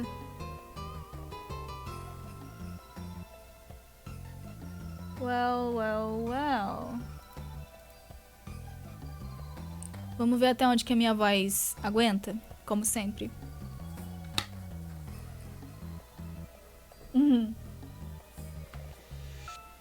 Pior que o Rika desenha bem, né? Então, ele vai desenhar uns pintos bonitos, pelo menos. Who you gonna call? Oh my god! John, I really think we are scraping the bottom of the barrel here. No way, this game rules.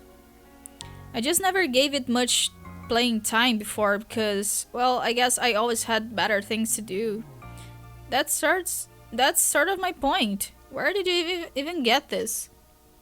Years ago, I found it in a store on the bargain rack.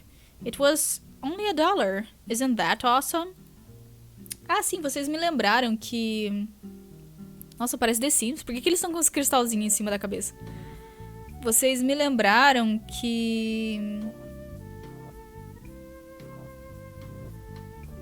Lá no servidor do Toca das Lives, caso você ainda não tenha entrado, o Discord tá sempre aí pra você entrar. Eu fiz um cargo de artista pra todo mundo que já postou no Arts ou no Fanarts. Eu que tô atribuindo os cargos lá. Só pra poder ficar com cargo mesmo de quem desenha e tal. Obrigada, Rika. E eu tô dando umas repaginadas no Discord. Então se vocês quiserem conversar lá, é nóis, vai ser legal. A gente tá fazendo sessõezinhas de cinema, de série, né? Daqui a pouco a gente vai fazer sessãozinha de assistir a nova temporada de The Witcher. I don't really think this is my kind of game, but I will play it with you today because it is technically your birthday. Yes, you won't be disappointed. How many people did you get to play this? Obrigada pelo abraço. Muito obrigada.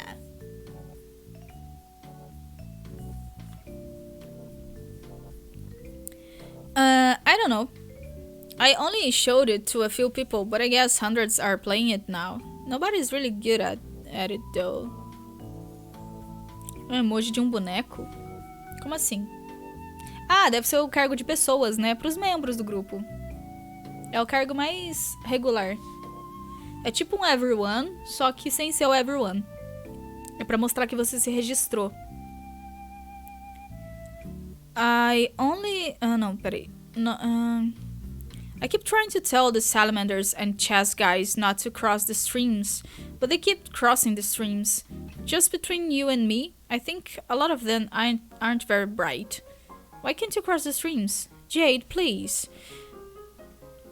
It is just something you can't do when you're a Ghostbuster, because it spells big trouble. Everyone knows that.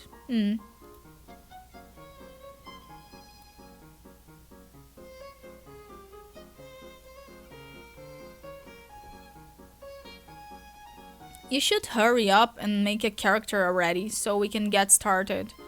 I'm working on it. There are so many options. What kind of Ghostbuster should I make? Just any old Ghostbuster, as long as he looks awesome and like he means business. I will begin organizing our squad. What do you have to do? Well, first we need buy an old abandoned fire station to use as a headquarters.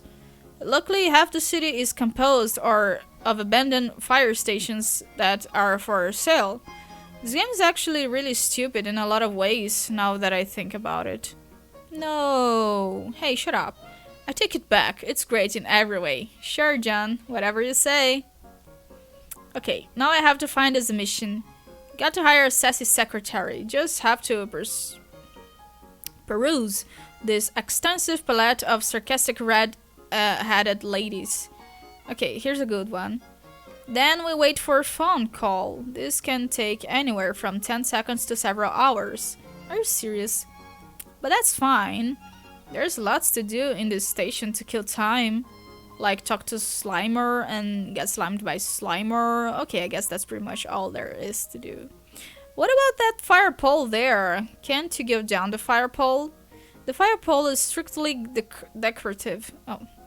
Are you almost finished making your character? Yeah, I think I'm done. I'm pretty happy with him. Okay.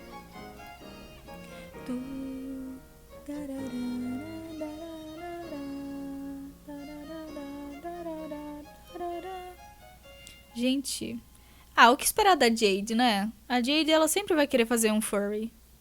Jade, that is absolutely the shittiest Ghostbuster I have ever seen. No way! Yeah, it is so yes way. He's adorable. What are you even talking about?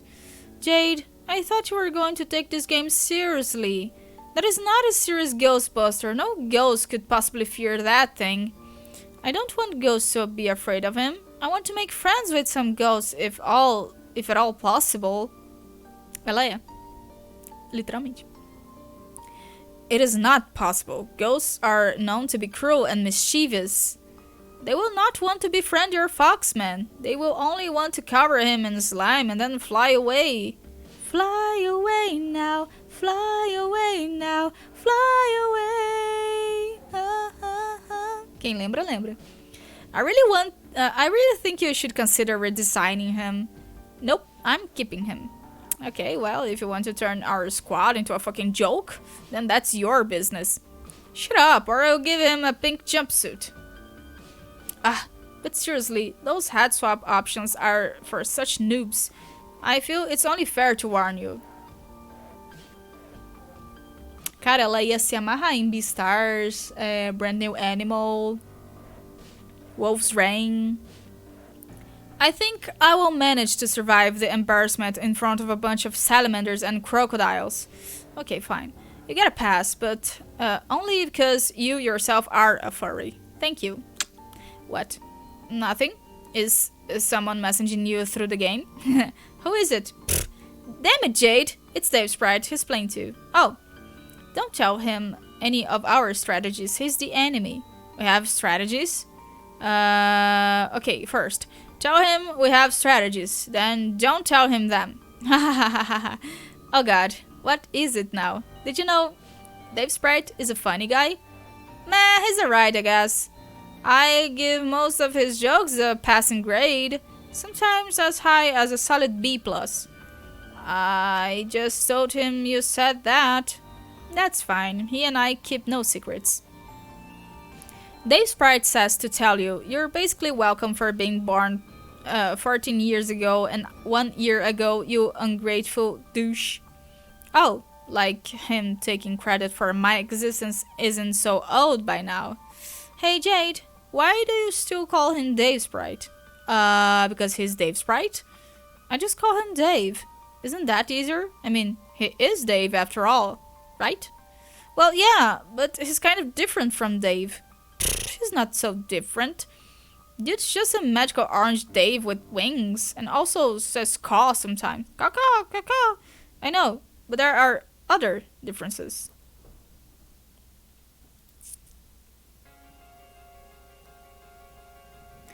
Like, what? A cobertura do bolo. It's hard to explain. Just some slight differences in personality, I guess. He still raps sometimes. Yeah, so I just thought I would mention that. Okay, I will admit, I can't really tell if his rapping style has changed. Trust me, it hasn't. I don't know if the differences are because he's a sprite, or because he lived for a while in a different timeline. Well, weren't you a sprite before? How different did you feel then? I wasn't a sprite. My dad dream self was a sprite. And then I kind of merged with her when I became a god tier. Oh, right. So half of you was a sprite, I guess. It's more like I'm still the me I always was, but inherited some of her memories. But they are pretty vague. Do you remember what it was like being Jade's sprite? I remember being dead for a long time and making friends, mostly trolls. Oh really? Which ones? None that we know of now, that I can remember at least. They feel like such distant memories, like they were barely real. I have to admit, I am a little disappointed in the dream bubble thing. By the way you were describing it, I really thought we would dream about them on this trip more often. Yeah, me too. Maybe it's something about this place we're traveling through? I don't know. When was the last time you visited one in your sleep? Man, that was weeks ago, I think. Yeah. And then, when I do dream about them, it's just kind of weird. Either I'm alone in my own memory, talking to figments of my imagination, or I dream about someone we know, like a troll we have talked to, and I get excited. But then it turns out they don't know who I am. It's like a version of them that died before they ever even knew us. And it's just kind of awkward. Yep. And I still haven't seen Dave or Rose at all. Have you? Nope. Yeah. I'm starting to think it's not going to happen. I wonder if we're just not sleeping at the same times? I don't think that's it. For one thing, considering where we are, I don't think there's such a thing as the same time for us. Huh, that's true. Do you think the afterlife is just fucking with us, Jade? Maybe. But it's probably more like the way it used to be with the clouds in Skya. They didn't always show you things, but when they did, they were selective about what they would let you see. Like, they would make sure you saw whatever you needed to see to make sure things would go the right way. I always thought I knew so much, but in retrospect, they gave me only a tiny glimpse of the big picture. That is so infuriating, I guess. I never felt that way when all I was doing was looking up at some clouds. I was happy to see whatever was there. But I guess it's different in a situation like this. When you miss your friends, and you kind of wish the dream bubbles would play along. Yeah, oh well, I guess it's only 2 more years. What do you think they will be like then, by then? Carros voadores. Vários slimes. Do you think Karkat will have driven them all insane? Probably. Or maybe they will all be better friends with each other than they are with us. Well, look at it this way. By the end of our trip, will you be better friends with a bunch of salamanders than you are with Rose and Dave? I don't know, there are some pretty charming salamanders on the ship. That is true. But you know what I mean. Things have a way of changing. Like, have you thought at all about what's going to be like when you see Dave again? Não é? I mean, after the way things are going with you and Dave's sprite? What do you mean the way things are going? Jade, please. What? You're not fooling anyone with your coy shenanigans. What has he been telling you? Nothing. Do you really think he would talk about any of that with me? There are just some obvious conclusions a guy is going to make about stuff. Well, I guess I don't know what's going on with that. I really don't. Alright, fair enough. What? Do you think he would think about that? Huh? The other Dave, I mean, hypothetically. Aha! So you have thought about it. I'm only wondering because you brought it up. Yes, I did. Then, what do you think? I have no idea. We would probably never find out one way or the other regardless. Maybe. Well, what about you, John? What about me even?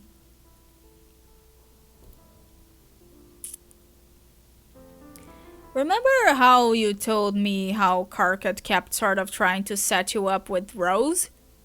Yeah? You told me this on more than one occasion, if I recall.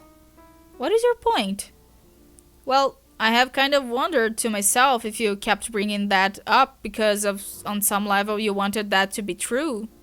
Oh man, Jade, listen. At this point, I could not give less of a rat's ass about romancy stuff. I would rather just play some games and chill out for several years on this magical flying boat. Is that too much to ask? Not at all. That is perfectly fine. When I catch up with our buddies, I'm sure I will give Rose a nice friendly hug. Aww. Whereas I will offer Dave a tender bro embrace and shove Kirk down a flight of friendship stairs. But that is it. It's all very complicated and bothersome, Jade. What? You know, matters of the heart. Okay. You may laugh at my choice of word, but it's true. It's really befuddling and distracting when you are on a major quest to make universes out of frogs. Who even needs it? I guess you have a point. Like, you remember that troll girl who was sort of into me? Well, okay. That seemed like a pretty big deal at the time. It really seemed like she liked me. But also, she was probably insane. Like, I mean, in a trollish, murderous kind of way. Yikes. But craziness notwithstanding, I didn't really know what to think. I guess I thought she was cool at the time. I was honestly kind of flummoxed about it. But the point is, when all was said and done, that was just some stuff that happened over one day, which was a whole year ago already. I barely even remember what we talked about. By the time we meet up, she probably won't give a shit about me at all, which, let's face it, is probably for the best. I think we make things more meaningful in our head when they're happening than they really are. Like, realistically, there were probably a lot of things that went on that day that didn't mean that much. Like, remember how you said you thought Karkat was getting this silly angry crush on you? That was just my hunch. Yeah, I mean, do you really think about after 3 years he's still going to have a rage hots for you? I sincerely doubt it. At least, I hope so. I don't think even he is that crazy. Anyway, my point is, who even cares about all that? Romance and dating are dumb and boring. We are legendary heroes, and we have bigger fish to fry. Like that smug fetus over there on the horizon. He sure looks pleased with himself. Just look at him. He thinks he is the undisputed king of that mountain or something. That is outrageous. That is so outrageous. Follow me so we can seize the high ground against this hideous ocean-dwelling marshmallow man and steal all of his treasure. After you. Jasper's holy shit, another cake. But there's still all these others we haven't touched. Nana is really baking up a storm today. Meow. Jasper's, whoa, what are you doing? Meow, meow, meow, meow, meow, meow, meow, meow, meow, meow, meow. Jasper's, no, it's fine if you want to sing me the birthday song. But for the love of God, don't meow it. You're going to rile her up. Meow, meow, meow, meow, meow, meow, John. Na verdade foi tipo... Meow. Meow, meow, meow, meow, meow, meow. Meow, meow, meow, meow, meow, meow. Meow, meow, meow, meow, meow, John. Meow, meow, meow, meow, meow, meow. No, Jade, come on, please settle down. I can't help it. Grr, damn it. I'm really not mad at him, I swear. Woof! Oh my god. No! Woof, woof, woof, woof, woof, woof, woof, woof. Au, au, au, au, au. Ah! Jesus amado. O John não atravessa a parede, então ele se fudeu. Ai. Que aniversário, hein? Que aniversário bom. Ficou surdo? Perdão. Acontece. E ele vai pra uma Dream Bubble.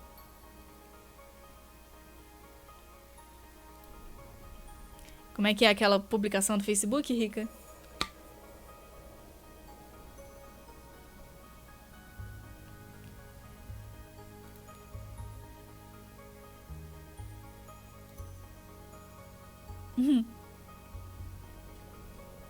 É doido.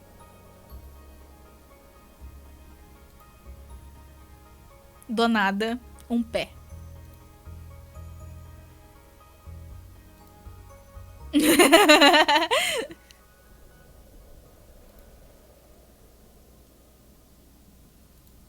Tarantino gostou, hein?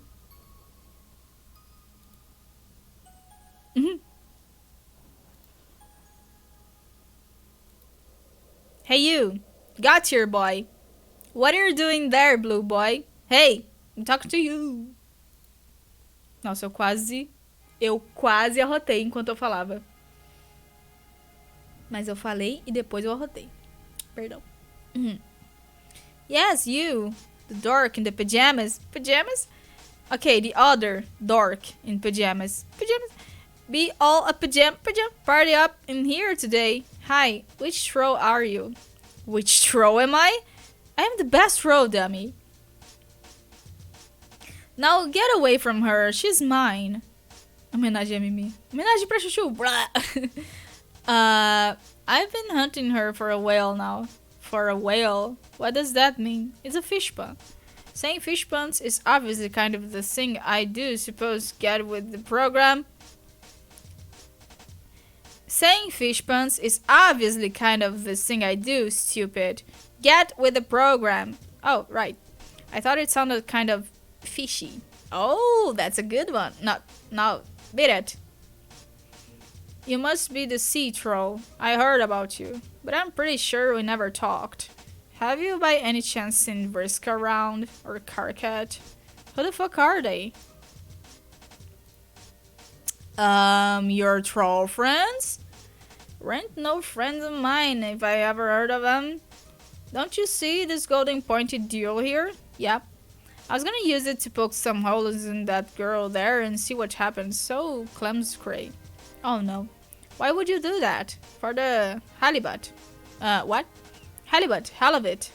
Okay, that one wasn't that awesome. I thought I told you Clem's cray.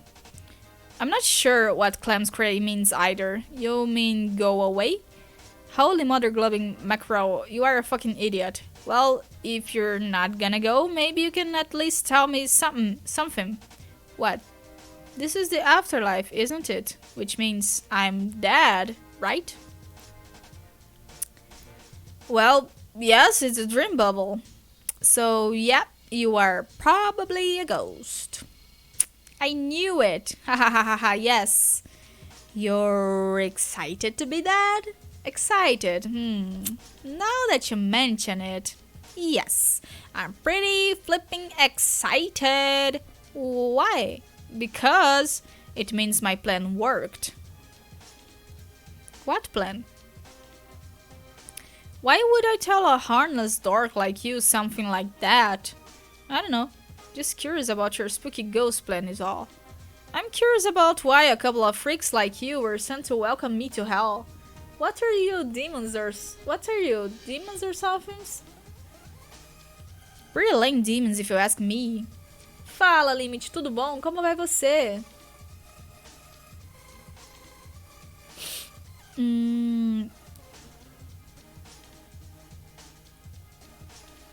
Way too friendly and stupid. No, we're humans. By which I mean aliens, I guess. So like, you're dead aliens, huh? Whoever heard of an alien ghost? I know, right? That's what I think sometimes. Meu Deus, que textão. It's a strange combination of sci-fi things. Like, alien stuff is all about science, right? At least it is in movies. Aliens love science. But then ghosts have nothing to do with science.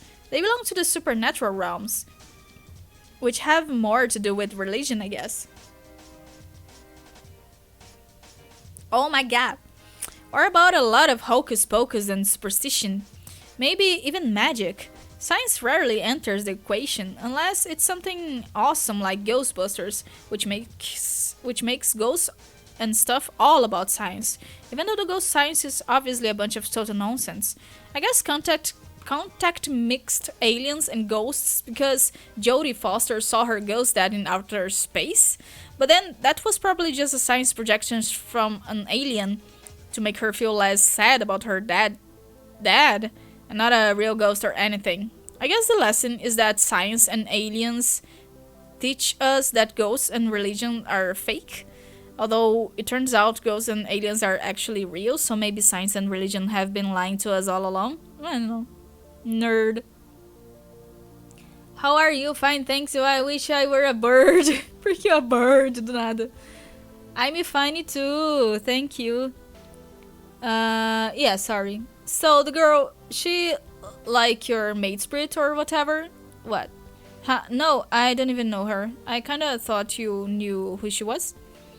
Don't know who she is, but I know what she is. She's done. Huh? Ever do any baking, nerd? Yeah, a little. Then you know exactly what you do with something that's done. You stick a fork in it. Bitch. See? Ow. No. Better think fast, suckerfish. Snoozy mystery girl, look out! Ele protegeu a Roxy, que bonitinho. Whoa, is that John? Yeah, I think it is. What the hell is going on? Oh shit, John, watch out! Well, fuck, looks like he's still an idiot.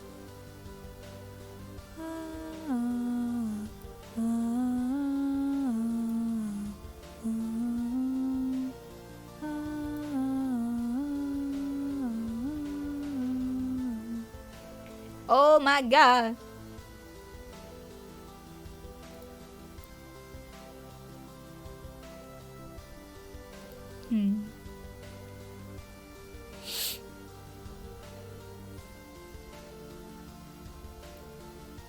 Ih, tá chorando. Ah!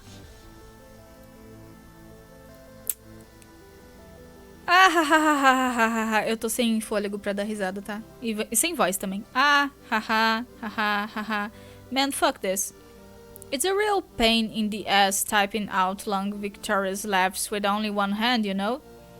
Gonna have to patch this thing up somehow. Maybe I'll pay a visit to my neighbor a little later. Getting my arm fixed nearly ought to be worth enduring this stench. Oh yeah, sick burn from out of nowhere. Take that, Zach. Haha, neighbor. I can't believe I only thought of that now. I bet he'll get kicked out of that. I bet you even more he won't laugh though. What a boring piece of shit. I know you wouldn't think it's funny though. I know you would think it's fun though, right, Tarazi? Man, I sure am glad this little feud of ours is basically over. We're totally even. Now we can just go back to being friends and things will be great. Ha ha ha ha ha ha. You won't believe this, but it only occurred to me now that you won't even be able to read this. Even if you do somehow manage to stumble back to your hive, you're blind now. Whoops. It would be a real shame if we couldn't bury the hatchet and be great friends again because of a stupid bullshit reason like that.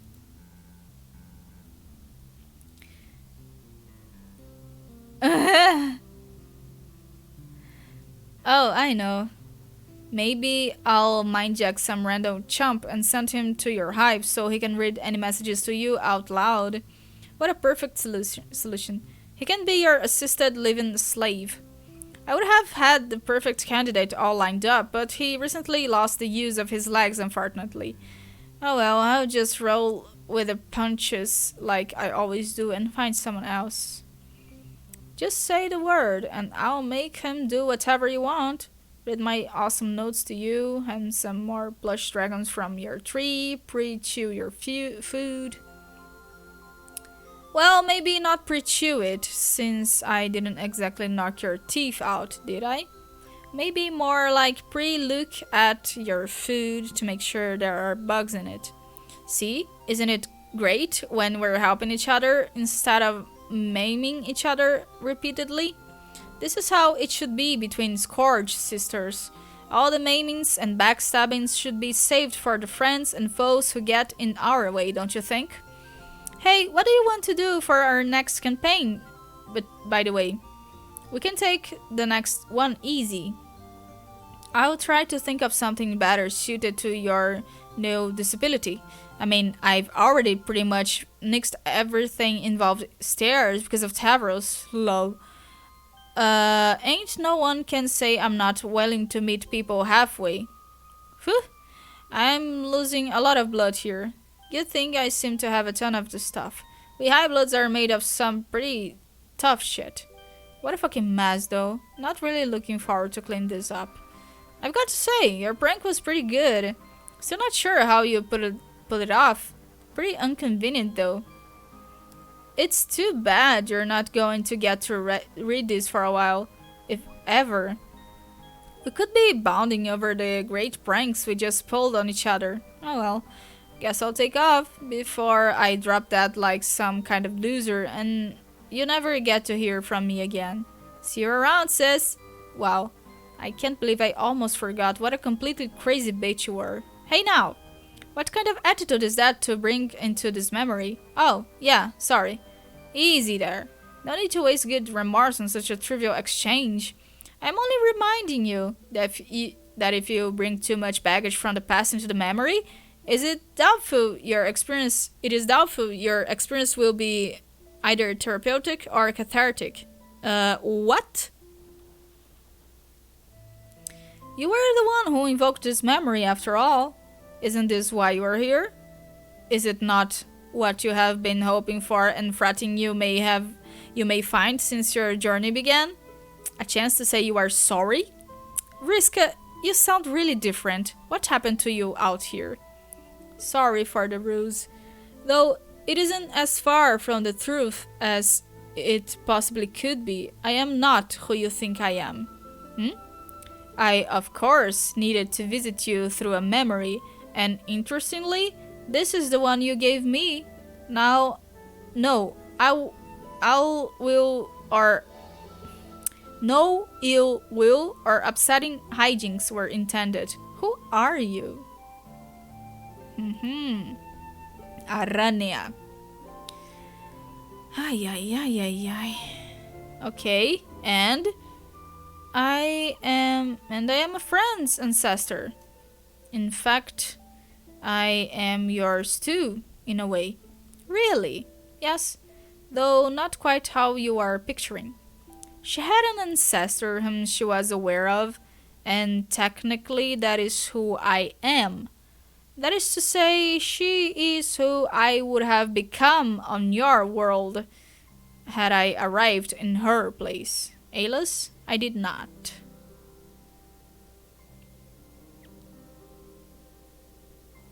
She was a figure in your history who preceded you by thousands of solar sweeps, whereas I preceded your entire civilization by billions. I don't get it. That's okay. There's plenty of time to sort it all out. I've been keeping an eye on you all for quite a while. Your whole planet, actually. It was very interesting this time around, to say the least. It even had a different name, Alternia. How heavy-handed can you get? The man responsible was a bit of a wise guy. He rewrote everything, and he had a knack for overzealous storytelling, which is a harmless enough habit, usually. I'm guilty of it myself sometimes. But it is not so harmless when the perpetrator is omniscient and omnipotent. Omniscient? You mean Mr. Milkshake? That's right. But he's dead now, and his story is over. The book on our universe is closed, both for my instance and yours. This being the case, I thought it was the right time to reintroduce myself. The combined work of my group and yours is unfinished, and the outcome has not been assured. The true ultimate reward has yet to be achieved. No safe haven has been created that is free from the devastation caused by Mr. Milkshake's grand deception. our race still teeters on extinction. The members of your party and one noteworthy fugitive are the sole survivors. We must work together to create that haven and restore our race so that the sacrifices we all made will not be in vain. But in order to repair the unthinkable damage that has been done, we need to allow ourselves the chance to heal first. Old wounds, old regrets, they will serve no purpose on the rest of our journey. Regrets? Are you talking about me and Vriska? Sure, you have to start somewhere. Do you know where she is? Not at the moment. But the more time you spend here, the more likely it is you will find whomever you are looking for. On the other hand, if it is the unknowable will of the gods, you may dance around each other indefinitely as you pass through this space. It is hard to say. Oh, okay then. I'm not sure whether to be relieved or frustrated by that. Well, if she had been dwelling in this bubble like you thought, what would you want to say to her? Surely you would not have just argued about the past. No, I still don't know what I would say to her. Then what would you say to me? I would say, even though she did some bad things and was totally impossible most of the time, I wish she wasn't dead. It is weird to miss somebody who did nothing but cause problems. No, I can empathize. She was a serious troublemaker in your party. Many player groups have to deal with those. I feel as though we had one of the worst cases in our party. But when all was said and done, she was still our friend. I keep wondering if there was another way. Something other than letting her go or killing her. I tried to remember what I saw when I looked into the vortices of possibility, and I just can't remember anything besides those options, even if those other choices would have resulted in death for everyone. Was that really all I was capable of? Either losing the nerve to go through with it, or stabbing her in the back and nothing else? At that moment, perhaps? You know very well the channels of possibility at the exact juncture resulted from her decision paths as well as yours. But even so, when it comes to your key decisions, the possibilities are probably fewer and more discrete than you have presumed. Otherwise, you would not see results consolidated into those vortices, would you? Possibility would resemble an enormous hazy feud of infinitely subtle variations and micro-choices. Imagine if, at that moment, you truly were capable of anything, no matter how outlandish, absurd, or patently fruitless. How would this vast amount of information present itself to you through your senses? What difference would it make in your final decision if all other tributaries of when spilled into the same decaying future? And what would this make of your agency as a hero meant to learn and grow? Look at it this way. Imagine that over the course of someone's life, they are living truly capable of every conceivable action at any moment, and did indeed take each of those actions in different branching realities. Doesn't a scenario like that sadden a person's agency just as much as one where their fate is decidedly etched in stone as a single path of unavoidable decisions? Who exactly is that person who can and does take all conceivable actions, other than someone perfectly generic who only appears to have unique predilections and motives when you examine the arbitrary path they happen to occupy? I don't know. Pardon the esoteric tangent. These are my instincts as a hero of light kicking in. It's hard for us to resist prattling on about matters like this. Oh god, like Rose. Yeah, she never shuts up about it. No offense. You may seek to understand your decisions and look for justice in their consequences. You may wonder why honorable choices from the innocent are punished by banishment to a timeline in which everyone dies and all is gradually dissolved. It helps to understand your role, not just as a hero who must overcome, but as a single capillary within a much larger bioexistential system. Think of it like circulatory system, where the veins and capillaries that do not help the overall flow of blood through the system are likely to wither and die. Those are doomed offshoots. Reality itself is using you and many others to propagate its own existence. Strictly speaking, there is only one path to its successful propagation, but it still permits you to make choices. Meu Deus, 7 ADs? Muito obrigada por tancar tantos ADs assim. Ainda não terminei. Tô esperando mudar de assunto aqui pra eu poder terminar. But it still permits you to make choices, not all that are conceivable, but some nevertheless, as dictated by who you are and the challenges you face. And you are free to make key decisions however you like, as long as you understand that some of these paths, unfairly or not, will lead to oblivion. Because those choices do not contribute constructively to the perpetuation of all existence, including your own. Such is the burden assumed by anyone who plays this game. Yeah. I guess I understood some of that, but never quite put it all together that way. I don't think I was a great seer of mind. Well, you aren't finished being one, are you? Meh. I don't think of myself that way anymore. I used to feel like some pretty hot shit. Directing battle trafficked against the king and all flipping coins in people's faces and stuff. It seems silly now. I don't think I ever knew what I was doing. When I confronted her and it was time to make up my mind, I thought I had it all figured out, like this was what I had to do. Not just to save everybody, but as some stupid rite of passage or something. Fala de novo, Ana.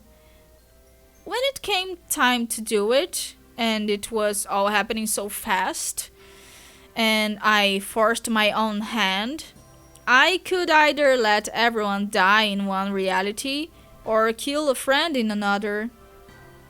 Perdeu pouquinho de texto. And I tell myself those were the only two vortices I saw. But then, I was the one who made the series of decisions which led up to that choice, and completely painted the options into that corner. Anyway, I just wish I could tell her that. Which one would you tell it to? Huh? The one who fought with Noir? Or the one who didn't? Oh, I mean, I guess either. But I was thinking more about the one whose death I'm actually responsible for. Oh, well, this could either be my experience as an ancient ghost talking, or the perspective I am naturally given to as a light player. But aren't you equally responsible for both? I guess. I can see why you would feel more responsibility for one than the other. My perspective is informed by my class and aspect. It was to my advantage as a healer to see things a little differently, to find equanimity across many different outcomes. Oh? There's more to the realization of our roles than gaining fleshy powers. And there's more to healing than repairing battle damage. You killed a friend and you understandably feel regret. But it's done. She's gone. And you are still here. Now what? You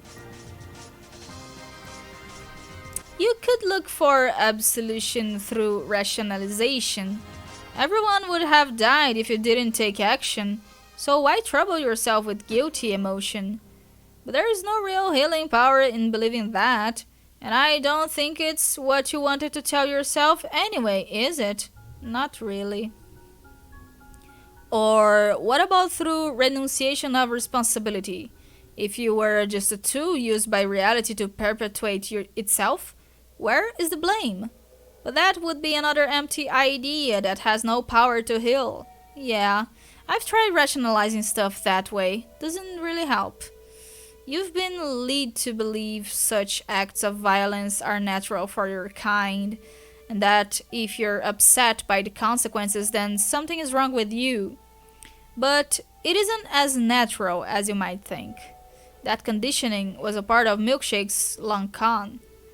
Violence was respected and celebrated on your world, but remorse was rarely felt and pain could never heal due to such empty justifications. We died out a wounded race, and you are all that's left. The process of healing first involves sifting through what it isn't, which happens to be almost everything your turbulent mind has to offer. Then, what do I do? What's the answer? There isn't one. It takes time, and is only accelerated by looking at things honestly. This is what I did as a sylph of light, helped people see things. I could even perform the feat literally if you wanted. Well, what? It's up to you, of course. Thanks for asking, but I'd rather just stay this way. Learning to sense things this way was the only connection I ever had with my Lucis before she died. It reminds me of her. That probably sounds dumb, though. Not at all. That's a very good reason. I thought the polite thing to do was at least offer. Ela se ofereceu para curar a cegueira da Therese, mas a Therese falou que não, que ela prefere continuar cega.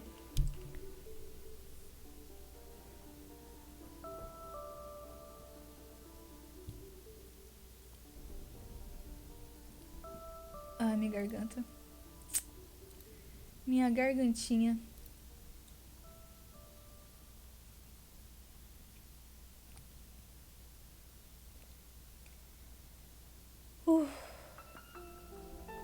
Peraí, deixa eu só descansar um pouquinho.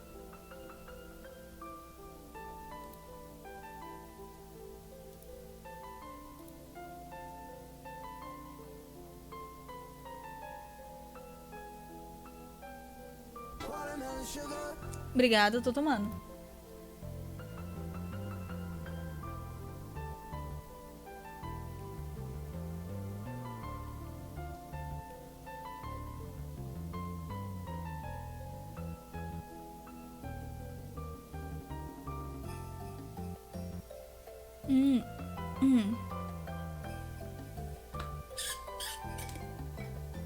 Agora somos dois com a garganta lascada.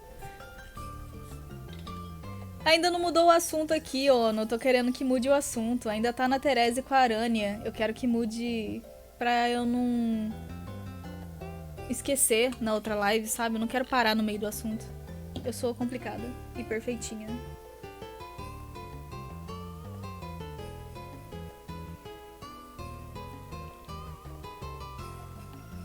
It's cool that you want to help heal me and all, but I still don't really know anything about you. Other than that you seem like some sort of much nicer Vriska. Where were you from again? Alternia before Vanilla Milkshake named it that? Yeah, but in a different universe instance.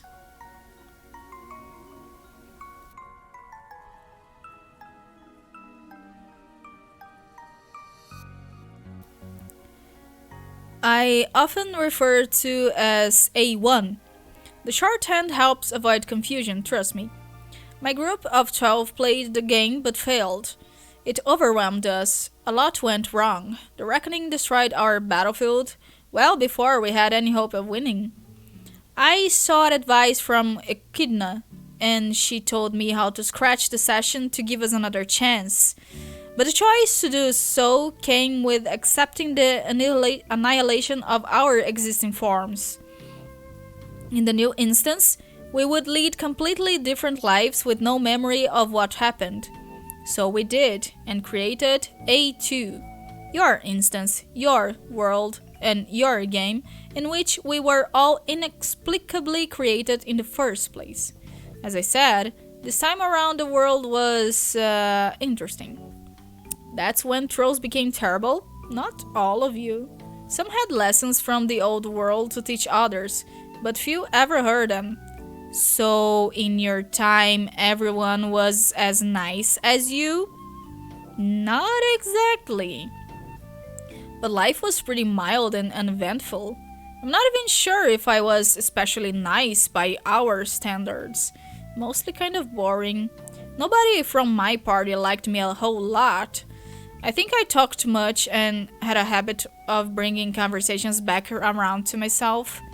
Not that it matters anymore, but it was not the best way to make friends. You really are like a nice Vriska. I don't know, I was friends with her and she did almost nothing but talk about herself.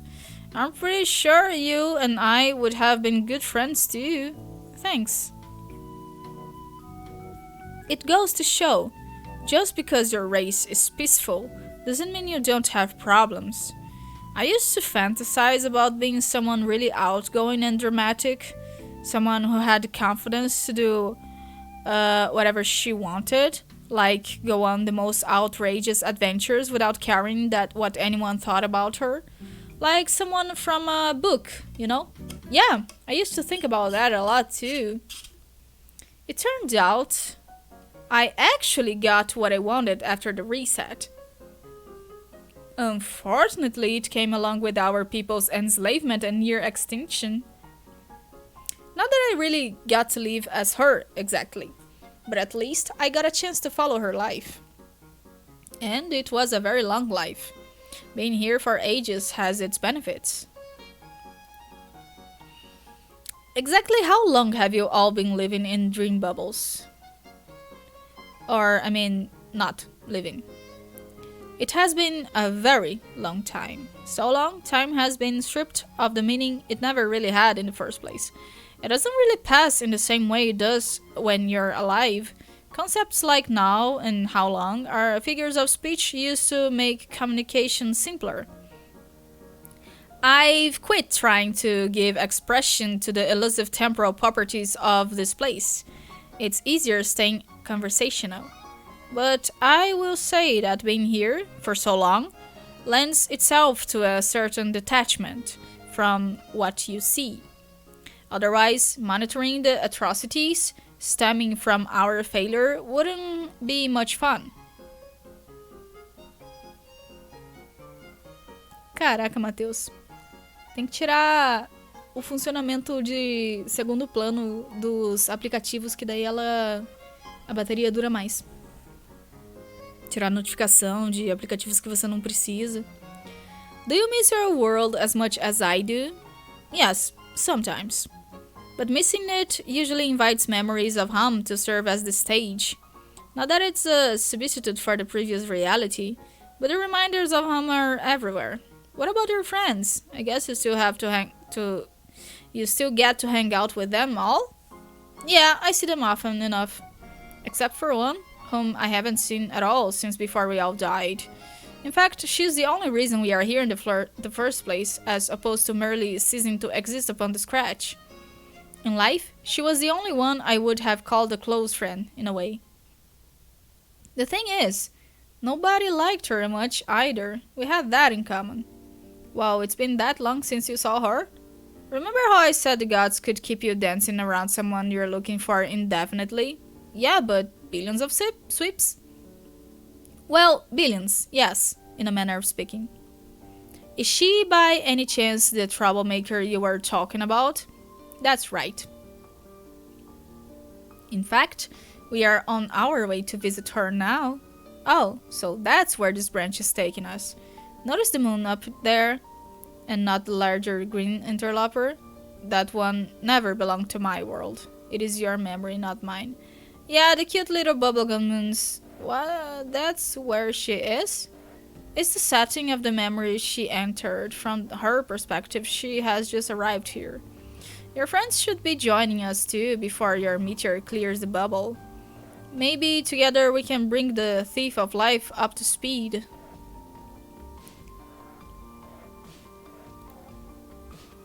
Well. Well, well, well.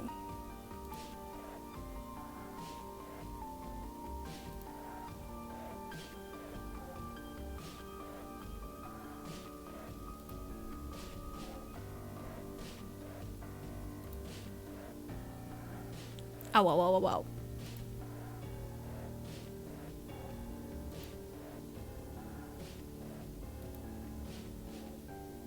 O sol verde. Oh, não. Eu tinha esquecido disso. Ai, tadinha da Miss Paint. Oh, shit. How can he be here already? Why did I not see this coming? The dude is always already here. When it comes to being here, already is practically all he ever is. Okay, time to stop babbling and think. Think, imagination. Ah, the one time I really need you. Oh no, Slick. Slick, he's come here to finish you off. We have got to hide you somewhere. Now that Rufio is gone, you are my only friend. Oh, you're a good company too, human-animal butler who may or may not be AUTOR. I didn't mean nothing by it. What's that, Slick? Oh yeah, Miss Paint too, of course.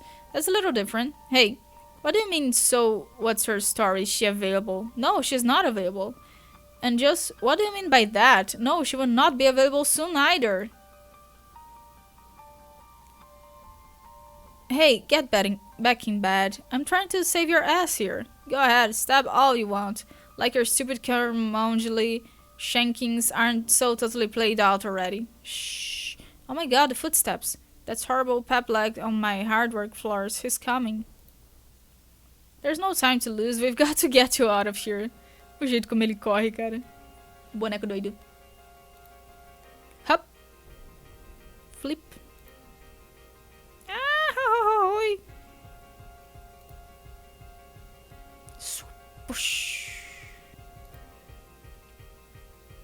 Now, if I can just go grab Miss Paint and sneak out the back door before it's too... Are you kidding me? He's already here again? Talk about a one-trick pony. Fine. We'll settle this now. Olha esse jogo de foco. Que foda. Como será que faz isso no Photoshop? Põe um blur ali e depois põe um blur aqui e daí dá o fade. Acho que é só isso. Até que é fácil. What's that, English? You look nervous? Could it be you weren't expecting me to know your only vulnerability? You have underestimated my omniscience almost as badly as I overestimate it as a matter of daily routine. Your reign of terror comes to an end here, on this balcony overlooking an enchanted cliffscape, host to innumerable gorgeous stallions. How ironic that your very demise would be in the proximity of some horses. What? You didn't follow that? Just think it over. Think it over. Click, click, click, click, click, click, click, click, click. While you die. Shit, shit, shit. Oh shit, fuck, shit, shit, I forgot. What kind of fucking idiot keeps his deadly white magnet loaded with only one tiny cue ball? God damn you, Scratch.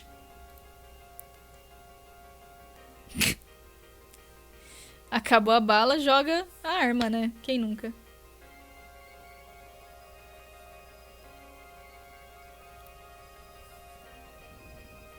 Oh. É agora.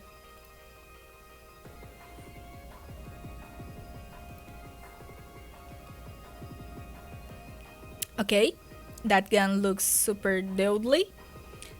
Way deadlier than the one I just threw at you. And I am probably screwed. But there's one thing you probably weren't counting on. And that thing is magic being real. God, I hope magic is real.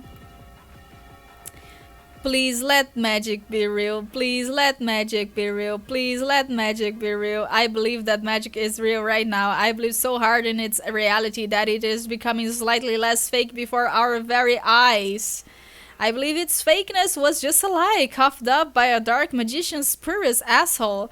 I believe in fairies. I believe dragons aren't bullshit. I believe heartily in the giggle of all the cherubs in heaven and the metric tones of special stardust they consume each day to fuel their laughter. I believe with the conviction of a million frothing zealots in the combined pranks of a billion leprechauns strong, and in the tiny erections they get from playing them. But most of all, I believe in you, Rufio. I believe in you. Oh, fuck. What am I kidding? Magic is fake as shit. I failed you, Rufio. Boa noite, Felipe. Eu vou bem, e você? Como vai?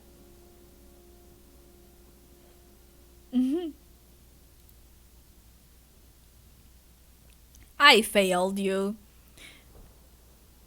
Quebrou, Matheus. Sabe quem quebrou também? O autor da história, porque ele morreu. E sim, é possível matar o autor dessa história. Acabou de acontecer. Dead. Inside.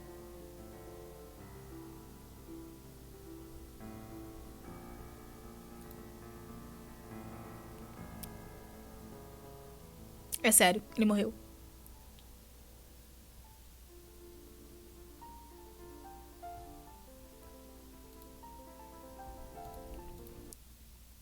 Quem diria ter um sound hoje. Putz, tela toda preta.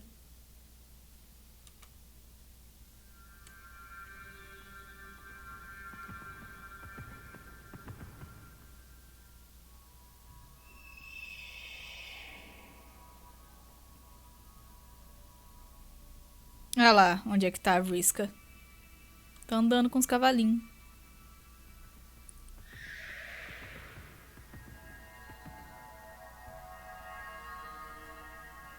Não, ele não faleceu na vida real, não. Ele faleceu na história. Olha que chique. Por isso que a tela ficou toda preta.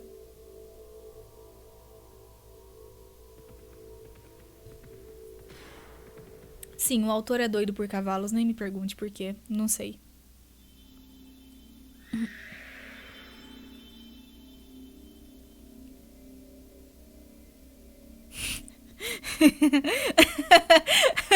Cavalos?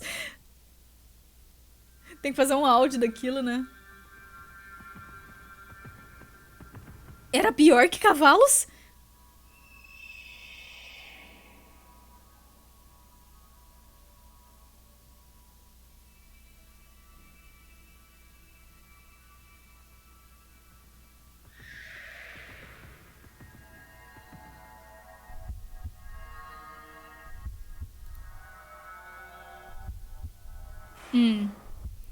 Will you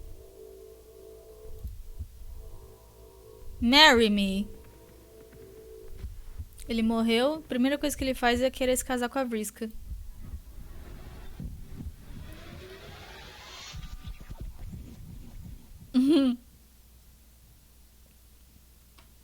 Essa interação é tipo Rock Lee e Sakura. Pra vocês terem uma ideia.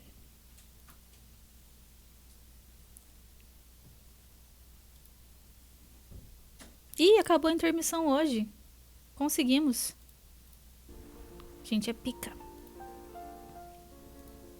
Desbloqueei mais um álbum de músicas aqui.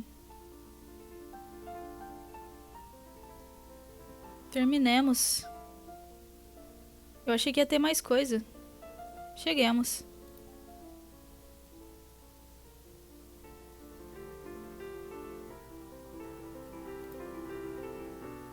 Ah, final do ano 3. Caracoles. Ah, é verdade. Isso aqui foi publicado no dia 13 de abril de 2012. Olha só. Agora a gente entra no ato 3 do ato 6. Não agora, né? Na próxima live. Gente, conseguimos! A gente é foda pra caralho. O próximo ato... próximo ato ele tem 443 páginas, então ele vai levar mais tempo. Esse ato que a gente leu hoje, ele só tinha 153 páginas, por isso que eu consegui ler numa live só. Aos trancos e barrancos, mas eu consegui. Agora eu vou descansar, porque eu não tô conseguindo falar nada, gente. No dia Terese. Essa foi ótima. Não é um bom sinal a moça gritar quando você ressuscita pedindo ela em casamento. Ele não ressuscitou, ele só foi pra onde ela tava, porque ambos estão mortos. Mas enfim, gente. Muito obrigada pela presença de todos vocês. Espero que vocês fiquem bem. E até a próxima, tá? Então, um beijão no coração. Boa noite, abraço. Até quarta-feira que vem. Quarta-feira que vem vai ter alguma coisa? Não, é o último dia do mês só. Mas eu acho que tá tranquilo. Então até a próxima, gente. Abração pra vocês. Beijo. E eu fui.